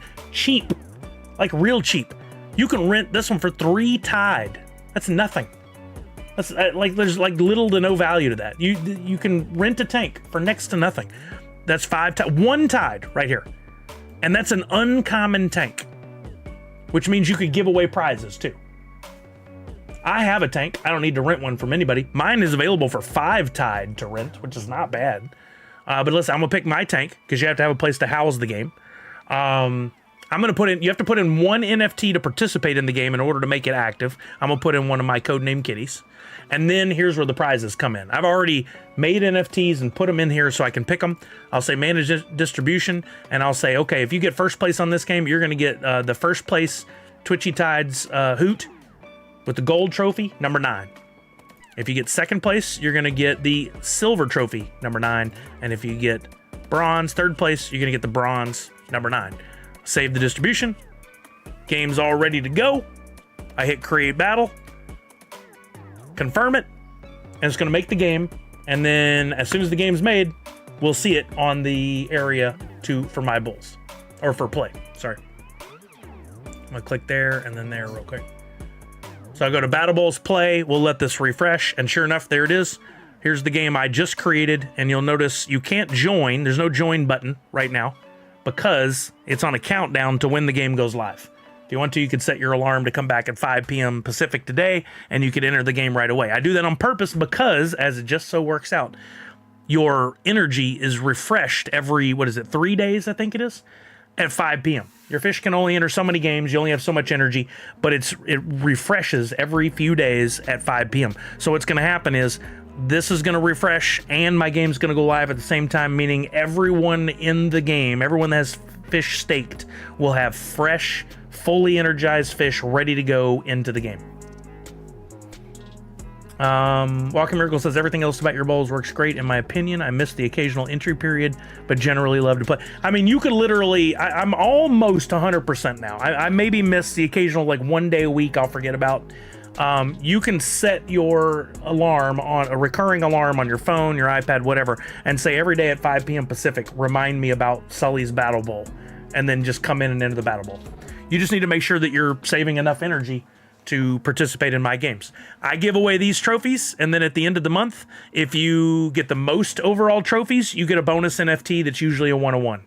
If you get the most gold trophies, you'll get an NFT that's usually a 101. Or if you get the most podiums, meaning first, second, and third. Usually people, only one a month completes a full podium where they get a first, second, and a third from different games. Sometimes I have people that'll complete 2 podiums. That's what happened last month. I did not, Walking Around. That's a good point. If you're in the lobby and you see a game you want to participate in, but you don't, like, let's say I'm going to pick one that's 36 hours because I usually don't have, let's say I click join on this one. Now look, I only have 4 fish that even have the energy to participate in this game because it's a 36-hour game, requires at least 36 energy, right? So the only fish I have that are eligible are Dot, Luna, Homie J, and my Aqua Froggy. Which is one of the best fish in the game because I very, very super rare for these fusion ones. They're only ones eligible. I don't have many fish that I could put into this game even if I wanted to, right? But let's say you go into a game that's like, where's a good one? Here's a 9-hour one, right? But all your fish are grayed out. But you had some fish that had at least 9 energy. They're just not, they're just being used for something else right now. So like, if you looked at all your fish and they had red on there and it said like 8 of 36, 8 of 24, that means they only have 8 energy, thus not enough to enter a 9-hour game. You can add some extra energy to your fish. So look at this Fanged Fishy, currently 28 of 36, right? If I go into this manage energy section, I can say, hey, I have some food that I actually want to convert to energy. If I wanted to do that, I have some extra energy though, I think. Apply energy. Yeah, I have 214 extra energy right now, but you can convert food for energy at any point. 1 food equals 20 energy to give yourself more opportunity in a given day to enter more games and to do more stuff. What was the Fanged Fishy? Was that the one? I want to apply some extra energy to Fang. Let me see. There he is. 28 to 36. I click on him and I say, hey, I want to give Fang an extra 8 energy to take him up to a max 36, all the way to 36. Wait a minute. Where did he go? Is he still selected? Now he's selected. And I say, okay, it says using 16 energy for 2 fish. That's fine. Whatever. I picked Fang twice somehow. We'll see what it does.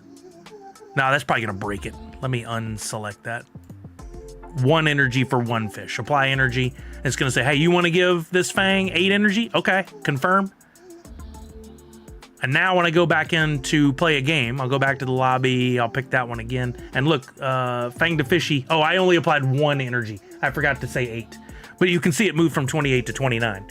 I could have said 8 and that would have maxed out his energy. So you can basically revive your fish with more energy by converting food to energy and applying it. Kind of complicated, but once you understand it, it's like, oh, I know that's possible. I just remember how to do it. Go in there, click. Okay, I got it. It did the thing. Fish needs the energy as well as room in the heart feeding part 2. As well as room in the heart or feeding part.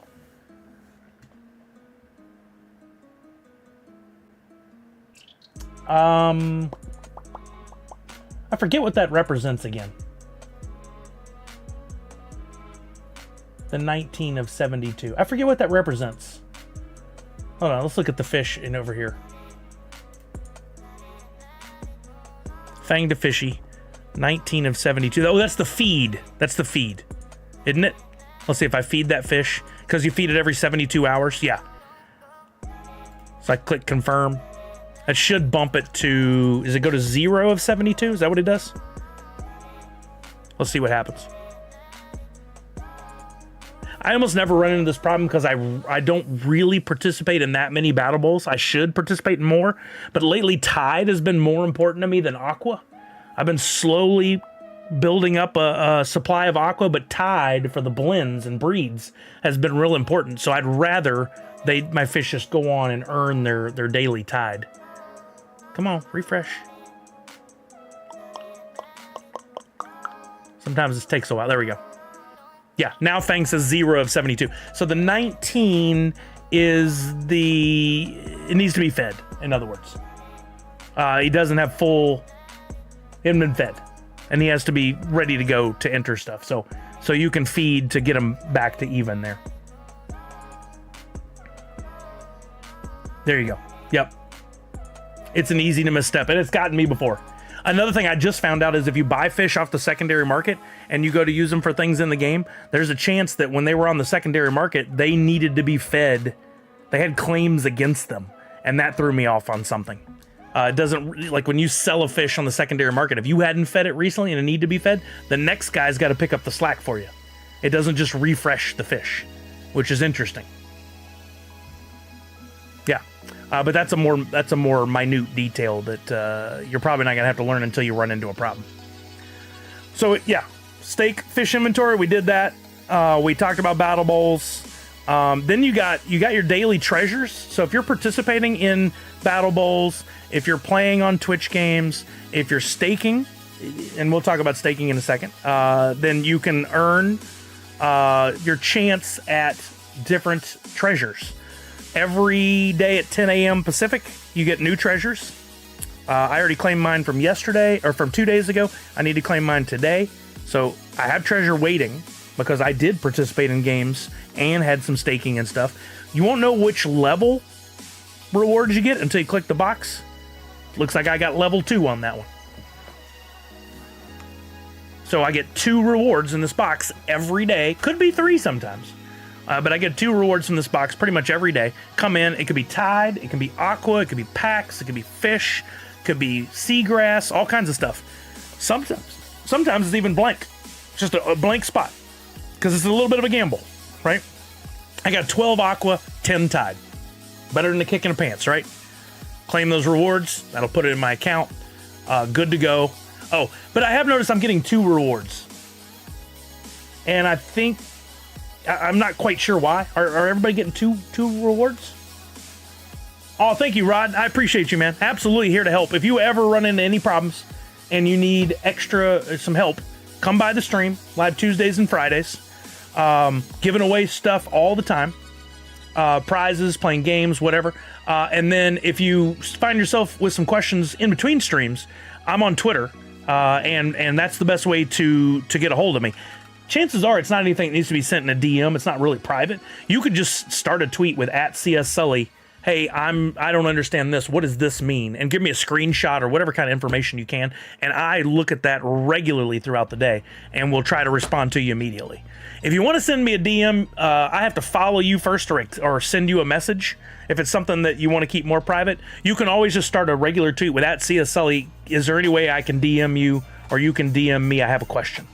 But don't do that. I'm not blaming you or not saying you would do this, Rod. Some people have done that to like ask me questions like, will you give me this or whatever. That's not the vibe here. But anyway,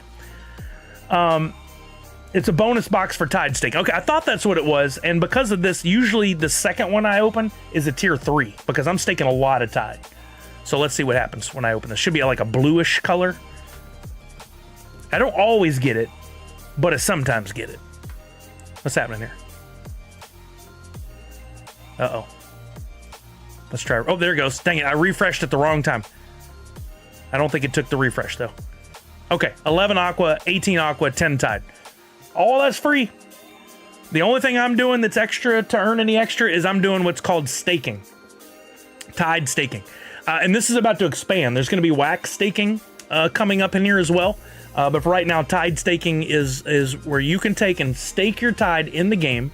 It's going to be tied up for a minimum of 1 month, but by staking it in the game, you're going to earn daily. I'm earning, by staking 5,251 tide, I'm earning 8.6 food per day. If I want to earn more food per day, I can absolutely stake more tide. Just leave it in there, let it sit. I earn off of it every day like interest. And here, I'll claim mine because I hadn't claimed mine in over 24 hours. That's going to add more food to my balance. Yet another way I'm able to keep feeding my food. And give me that bonus box every day with more prizes. More aqua, more tide, possible fish, possible packs, etc., etc. So this works if, like, I like to keep a surplus of wax on hand in case something comes up with a project that I really want to jump into. In case sometimes I'll have to cash that out to pay bills or whatever. But I like to have it on hand. I have on Wax, I actually have a lot of my Wax staked in CPU to earn an 8% interest off of. And then within the game here, and it might be more valuable over here to stake more Tide. So what I could do is if I had a surplus of Wax, I could convert that Wax to Tide, stake the Tide in the game, and earn from it every day. And then if I need Tide, assuming we get through at least the 30-day period of staking, I can unstake whatever I need at any given time. I don't plan on unstaking. But like, look, right now I have 1,500 available Tide. What if I wanted to stake? What if I wanted to stake another 1,000? No, actually, let's just even this out at 6,000. I need 749, right? So if I'm gonna stake another 749 out of the current 1,500 I have, I say stake. Confirm it. That's gonna stake it in there with what I already have, make it an even 6,000. I'm now gonna be earning 9.9 food per day. And because I've already staked and had it in there for 30 days, I'm eligible to unstake that at any time. So instead of sitting on a surplus of Wax or Tide, if you're not going to be using it, put it to work for you and earn a little food every day. And prizes. Good question, Darth Wacko. I can show you that as well. Right, there you go, Boba James. So you're earning from it every day. It's sitting there. The only thing you got to consider, Boba and anybody else that's like, well, I'm going to take that extra Wax and put it over there. For 30 days, it has to stay in the game before you can unstake any of it. So don't put 100 Wax in and then in 5 days go, crap, I really need 50 of that back. There's no getting it back. So no takesies backsies. Don't do that. Darth Wacko, you're a great question. I can't believe we haven't covered this for you before. If you have a Wax wallet and you've got some Wax and you're sitting on it, like I said, I like to keep a surplus, right?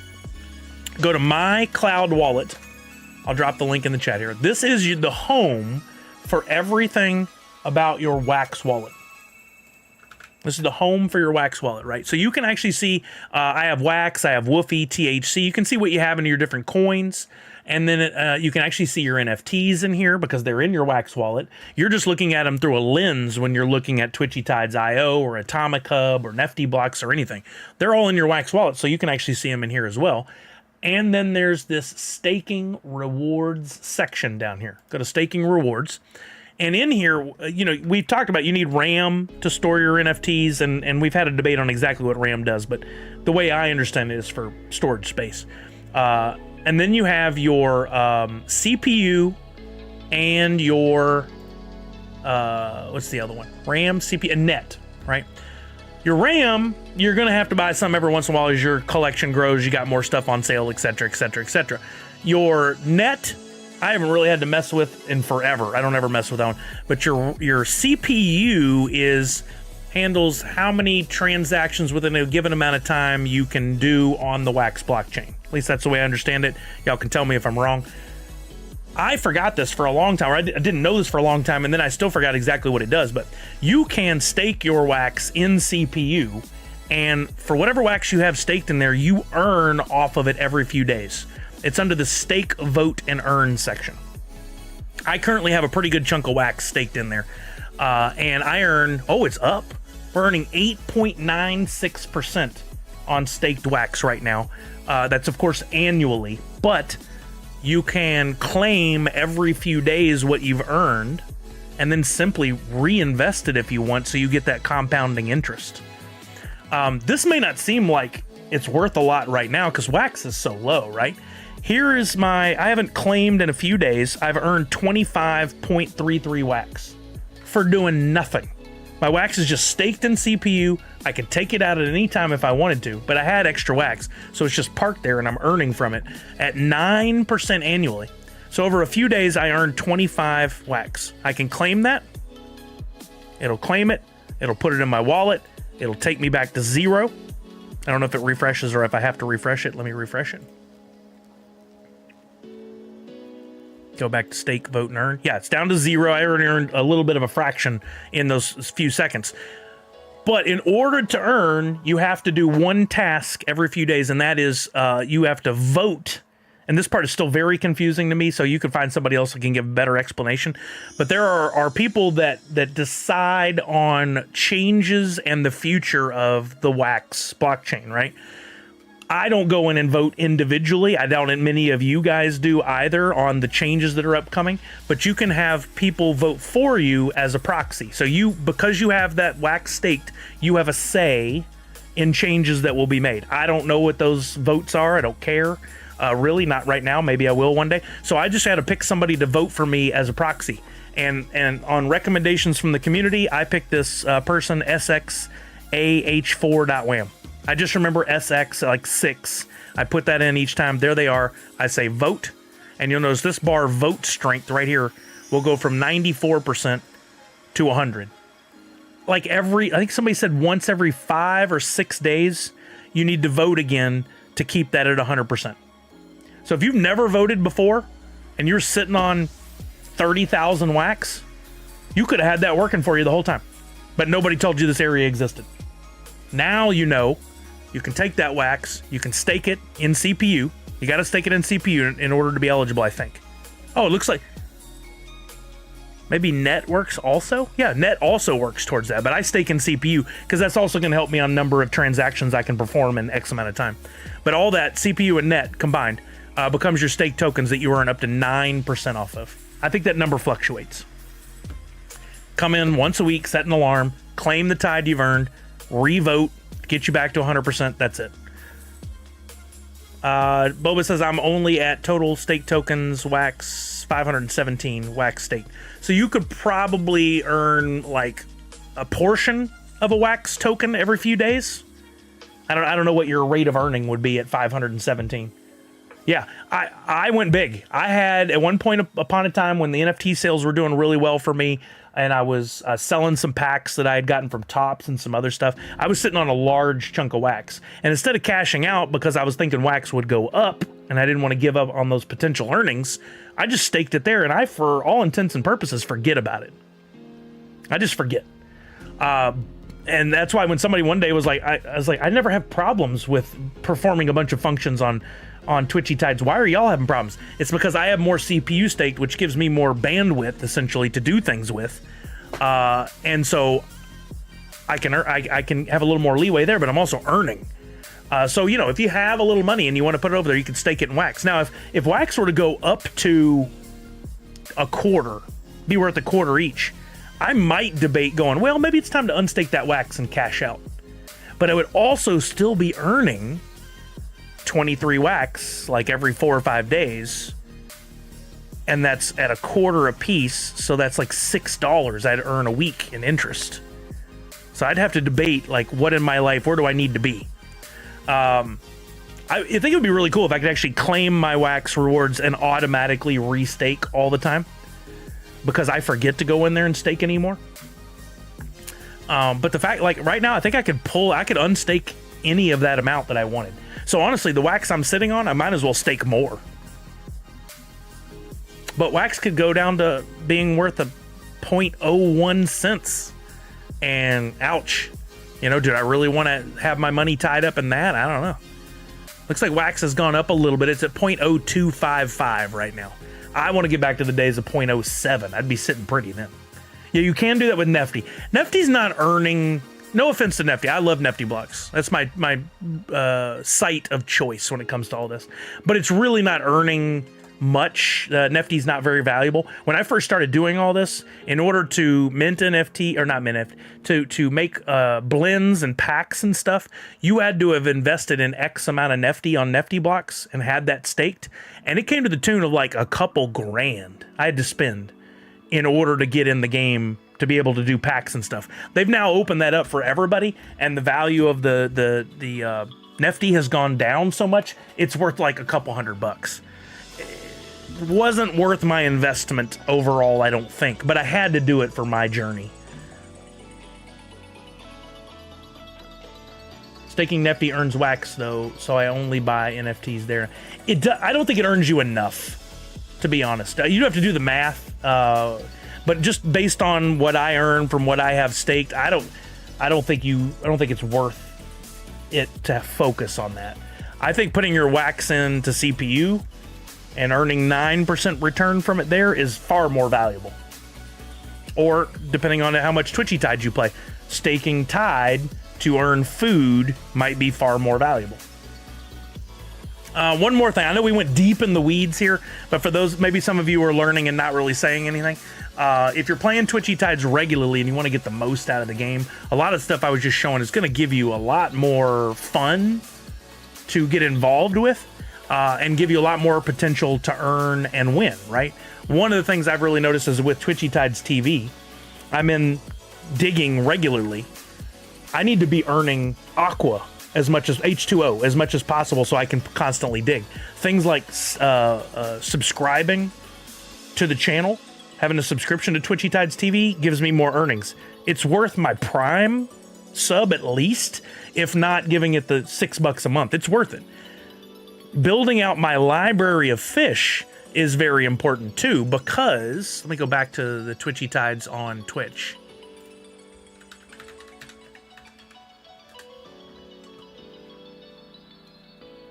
Where are you, Twitchy Tides? There we go. Because of the, right now it says the Twitchy Tide schedule, but normally it'll say, hey, here's a boost fish.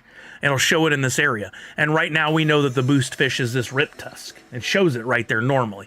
It's just the schedule's there right now. Well, I want that rip tusk in order to get a 10% boost to possibly get me some more prizes. I mean, you guys just saw me pull that love bug, $4.20 in value. It's going to have staking power, mining power, all that stuff to help me get further in the game. Well, I constantly want to build out my portfolio of different kinds of fish so that I'm ready to earn those boosts. A couple weeks ago, it was Codename Kitty. Well, I had that.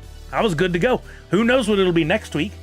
I don't know how Pop Paragon decides, but maybe he picks an older fish next week that, well, I already have it.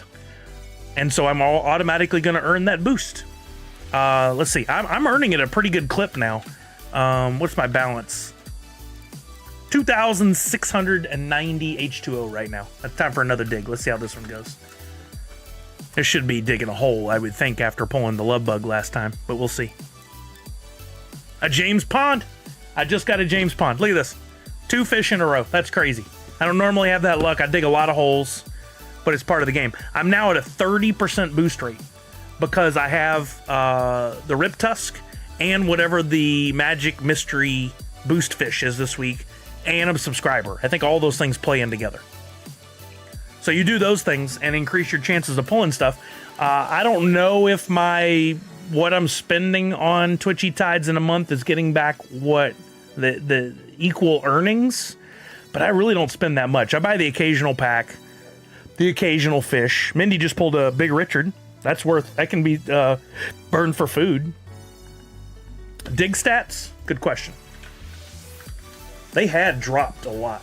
Oh, look at that. Falconer just got 10 fish food. Dig stats. 244 digs. I've been successful out of 743 attempts. So I'm at a 32.84% success rate. Holy crap, that's good. That's really good.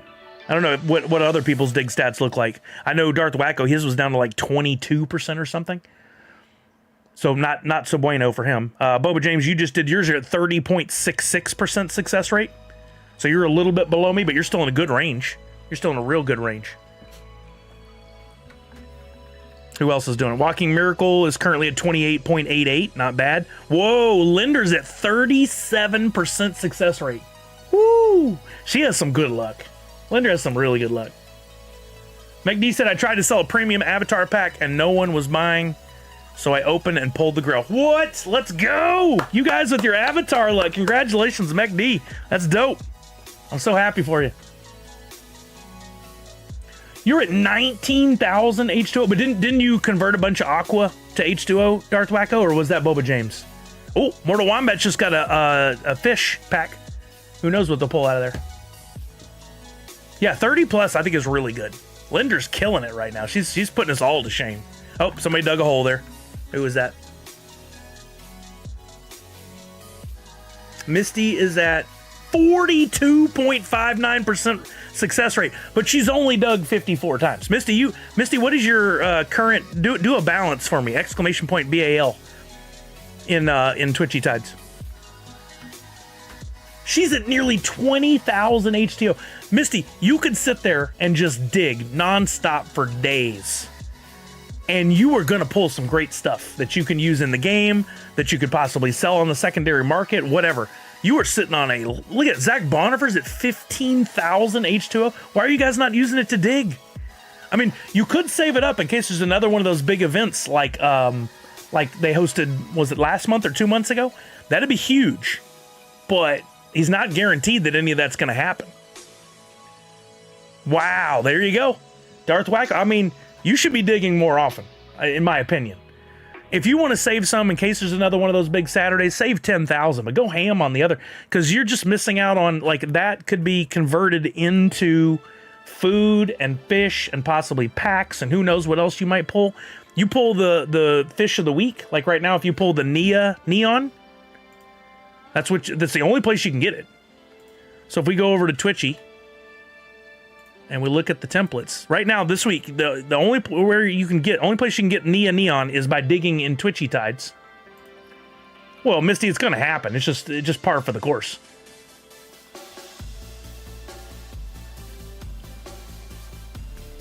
Yeah, the empty holes are, you can't avoid it. It's going to happen. But the more often you dig, the more prizes you're going to have in total. Period. Even if you hit a horrible dig rate.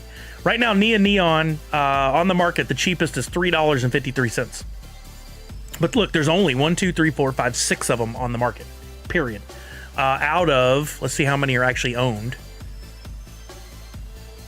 There's 120 in the dig pool. Wait, I gotta go to the right spot. There's 120 that were made for the dig pool, and 45 are still in the dig pool. So that means out of the 80, we're rounding, out of the 80 that are in people's wallets, only those 4 or 5 are available on the market. If you take those and you look at the blends, you could take the Neon, blend together 2 of those and 500 wax, and you'd get this Gloria Glow. Now let's see what Gloria Glow is going for on the secondary market. This is going to be a high number, my gut tells me, if it's available for sale at all. I don't even know listings. Is there not a single one listed? I don't think there is. If there was, I guarantee it'd be $10 plus.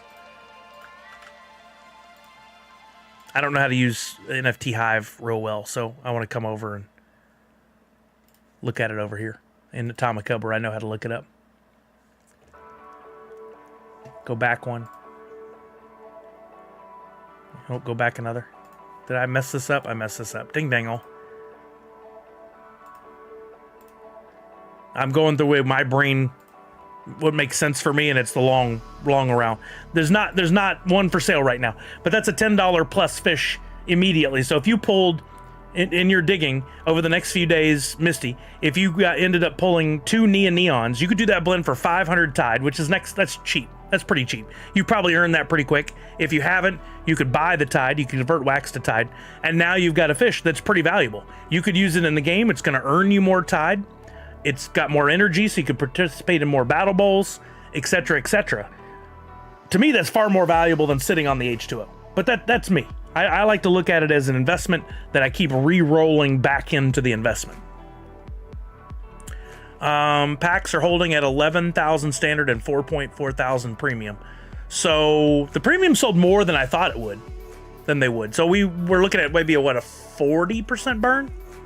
30% burn? Yeah, just keep digging.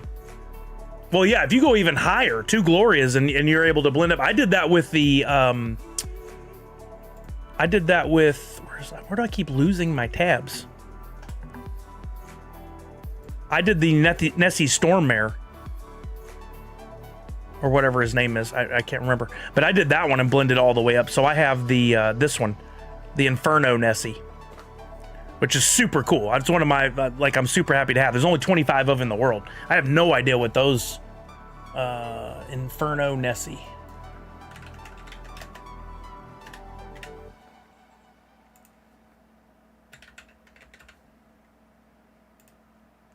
There's only one on the market. No, that's not even the one I'm talking about. There's the bigger one. That's not, it's Stormmare or whatever.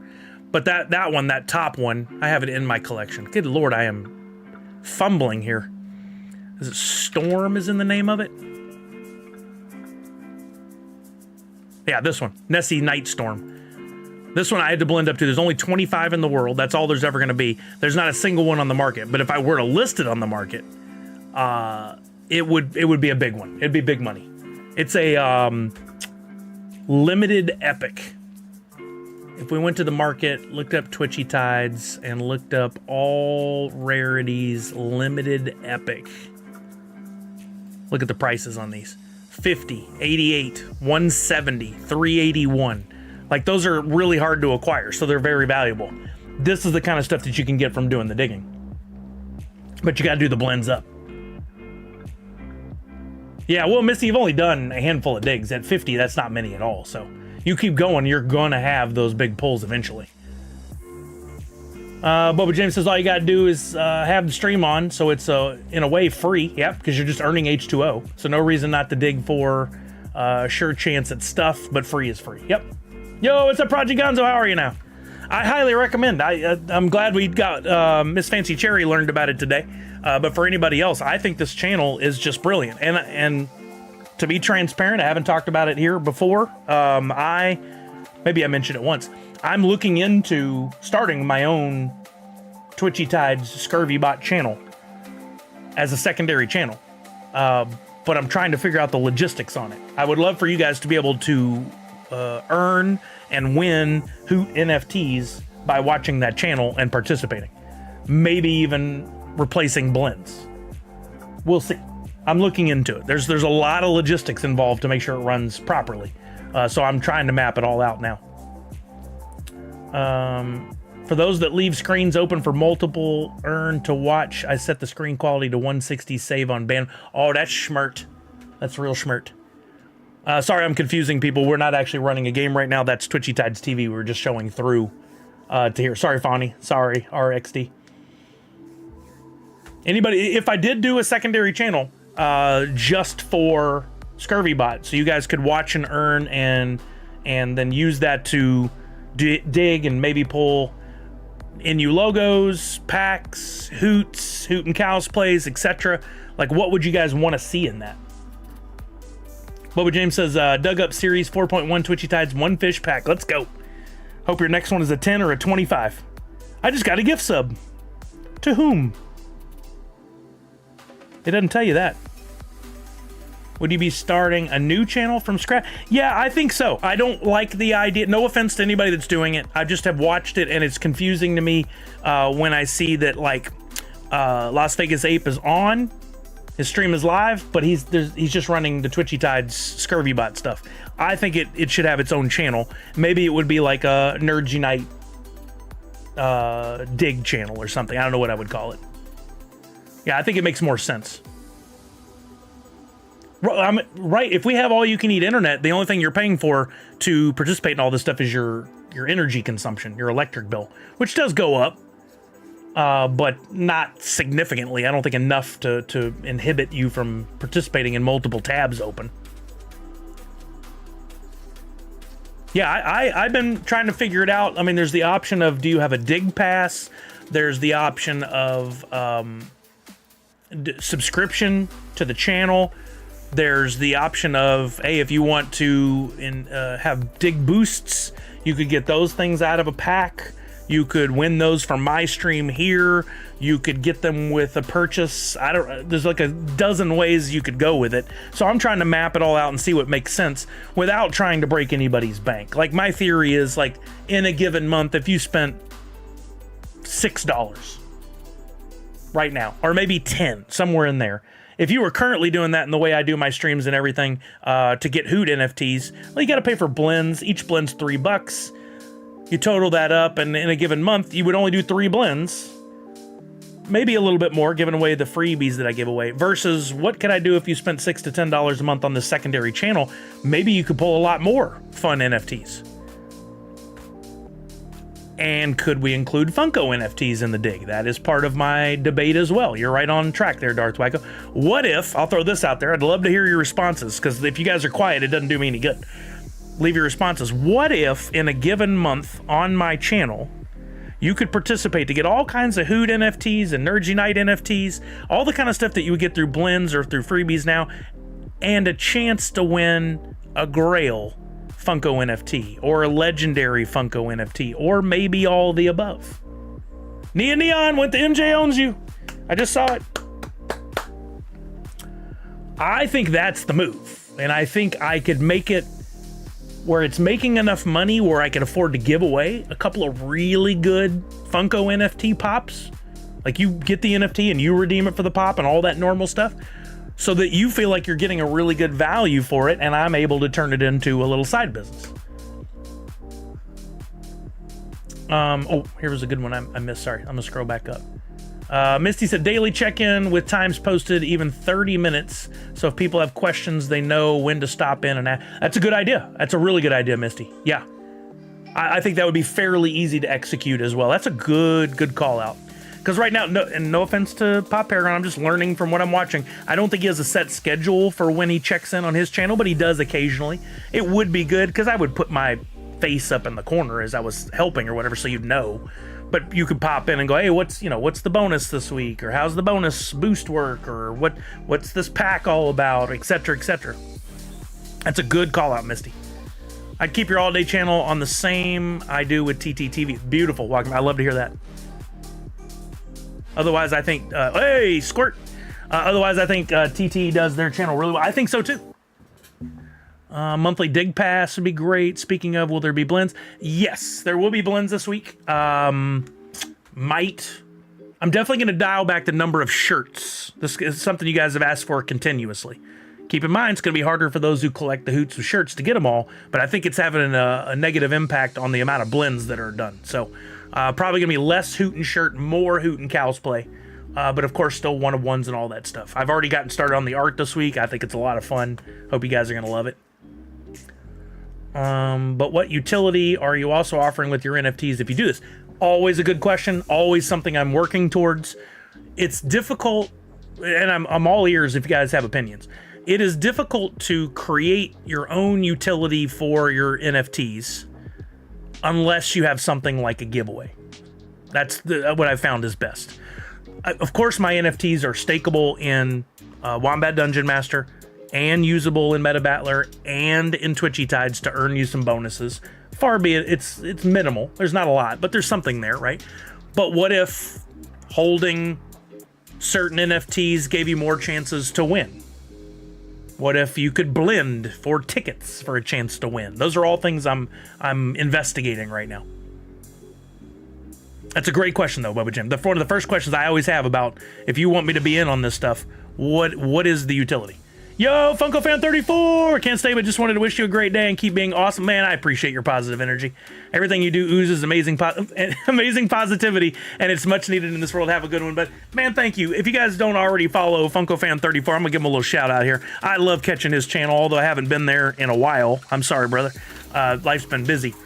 Please check him out. I love his streams, especially if you're into, he's got a great wrestling game that he plays regularly. If you're into wrestling, you should definitely check it out. It's like a card game, mobile card game that looks like a lot of fun. I'm not a giant wrestling fan, but I appreciate watching that occasionally. And he plays other games on his streams. I know he's played Fall Guys and some others. So definitely check it out. But he's got a good positive energy himself, and that's, like he said, that's rare in this world. So always love to check in on his streams. What was the second project you said where you can stake your NFTs? That's Meta Battler. Meta Battler, let me show you. This is a fun game. I haven't played it in a while. Not because I dislike it, but because I'm just so caught up in Twitchy Tides, right? But this, anybody remember the URL? I always struggle finding. It's called Meta Battler, but for some reason doesn't come up. There it is. Metabattler.io, I should have known. It's a card game. That you use your NFTs for. I'm gonna log in with my Wax account real quick. Oops. With my Wax account real quick.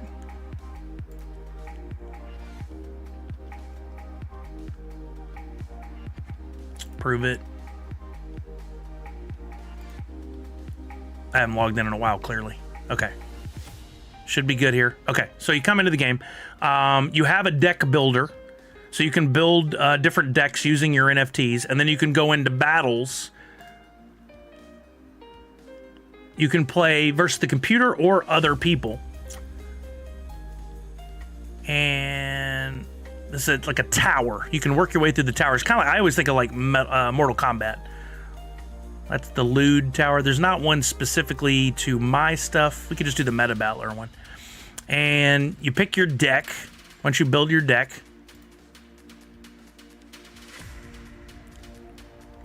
start down at level 1 like you did in Mortal Kombat back in the day. It's my deck versus this one. You can see I got cards that are the ice, the fire, and the... What, is it water? What's the other one? Not water. I haven't played in a while. I forgot. But let's say I want to do this level 1 competition. Basically, you're pulling cards out of your deck that need to beat the cards in their deck. And I can see the ones I have pulled right now. But like if it's ice versus ice, I got to have a higher power. We'll start with the lower one here. I'm going to start with this 28. I lost that one. Theirs was a higher power card, went over to them. Let me go with a higher power card this time. Oh, man, fire beats ice. I lost a big one there. Let's try another fire. I'm losing horribly now. Let's keep it going, though. Oh, my God, I can't win one to save my life. Every time it's just a matter of is my power and the right card against theirs winning. And you can look up how they match against one another. I'm having horrible luck right now. Let's try another fire. Finally won one. I took out their ice. All right, let's try this one. Lost again. If I lose 10 times, game's over. I don't win. I don't move up the... horrible. Horrible. There's, of course, some strategy in here. I haven't played in a while. I'm rusty. I don't remember the strategy. And I don't think I'm going to pull out of this one. I got to win like 5, 6 in a row minimum to be in this game still. And why I'm doing this to show you is how the cards work in the game. My cards come in with higher power than others because I'm a partner in the game. Yeah, I'm closing this one down. I might as well forfeit at this point. I just can't win. Wow, horrible. So they won that game. I get to keep my cards. I don't lose them or anything. But the purpose in that, let me get out of here. I can win in the game. I can win some stuff, some points. And then eventually, I don't know if there are prizes that you can win. I've won some prizes in the past before. None right now, but there will be some at some points. But when you first come into the game, you sync NFTs. So you can pull NFTs. Like I could go in and say, I want to pull specifically NFTs from Skunky Chunks. I could build a whole Skunky Chunks deck if I want to. I don't have to. But if I just got an NFT that hasn't been brought into the game before, and that's key. It's got to be one that hadn't been brought into the game before. I could just say, okay, I want to pull this NFT and this NFT in. You can literally use any NFT on the Wax blockchain to build your decks with. If I say I want to bring those in, I say sync them. It'll bring them in the game. If it's my NFT, it automatically starts, an Energy Night NFT automatically starts with a higher power than most cards. So do Skunky Chunks. They already come in with a higher power. That one was 16.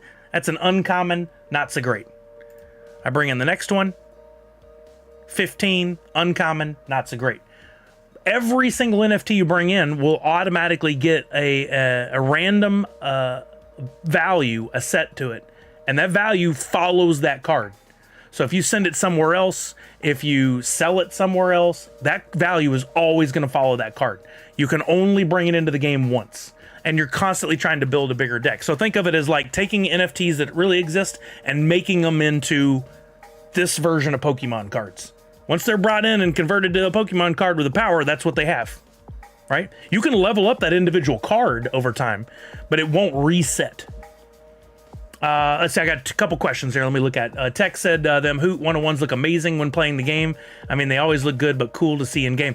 Yeah, the card layout really works well when you bring them into the NFT. So my 101s and Mythics, they do hit a little differently in the game. Rod said, Sully, the price of the packs when the sets are released, it's always the same as it was for today. Yes, Rod. So packs will always be $9.99 for a standard, $29.99 for a premium. Sometimes, at least they have been so far, over 4 years. They haven't changed that. Sometimes there's another one called a Mythic pack, which if we go back, let me go to the browser and show you. This one didn't have Mythic, but there have been a couple, 3 now so far that have had Mythics. If we go to drops and we go back to, when was the last one? This one? Funkoween? Can we still see the pack drop information? We can't.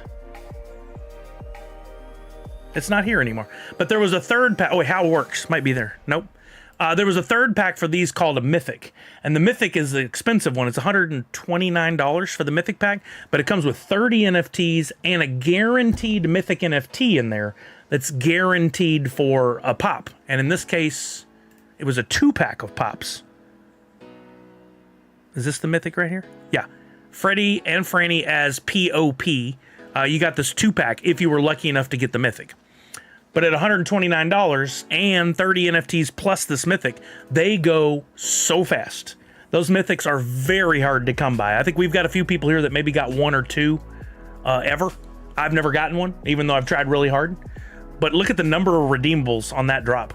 There was the Mythic, there was the Grail, there were Legendaries, there was an Ultra, and a Royalty. That was a crazy drop. There was so much that you could possibly pull out of packs. Festival of Fun had Mythic, and so did the Funame. All 3 of those had Mythics. So that comes up occasionally. But the standard pricing on the packs, standard and premium, has remained the same since the beginning. The premium, they ended up upgrading a little bit over time, and they went from it having 15 items to it having 17 items. So they actually increased the value. But yeah, that's going to stay pretty much the same, I think. Professor Josh says, I think people were sleeping on the Haunted Freddy doll royalty. Yeah, I ended up completing, if I remember right, I completed 3 of those because it did come way down in price at the very end. Where is that? I can never find these things. Funkoween Series 2. Royalty. Where did I end up on this?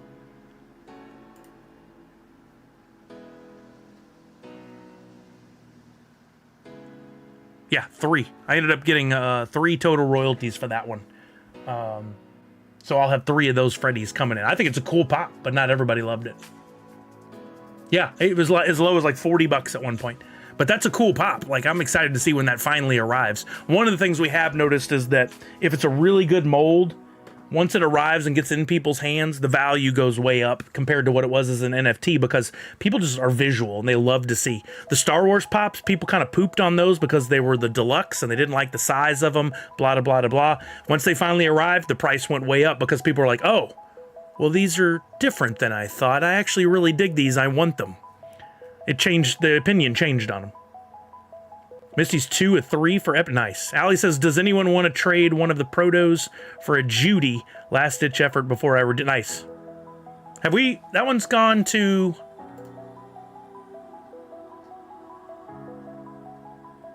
Yeah, that one can still be redeemed.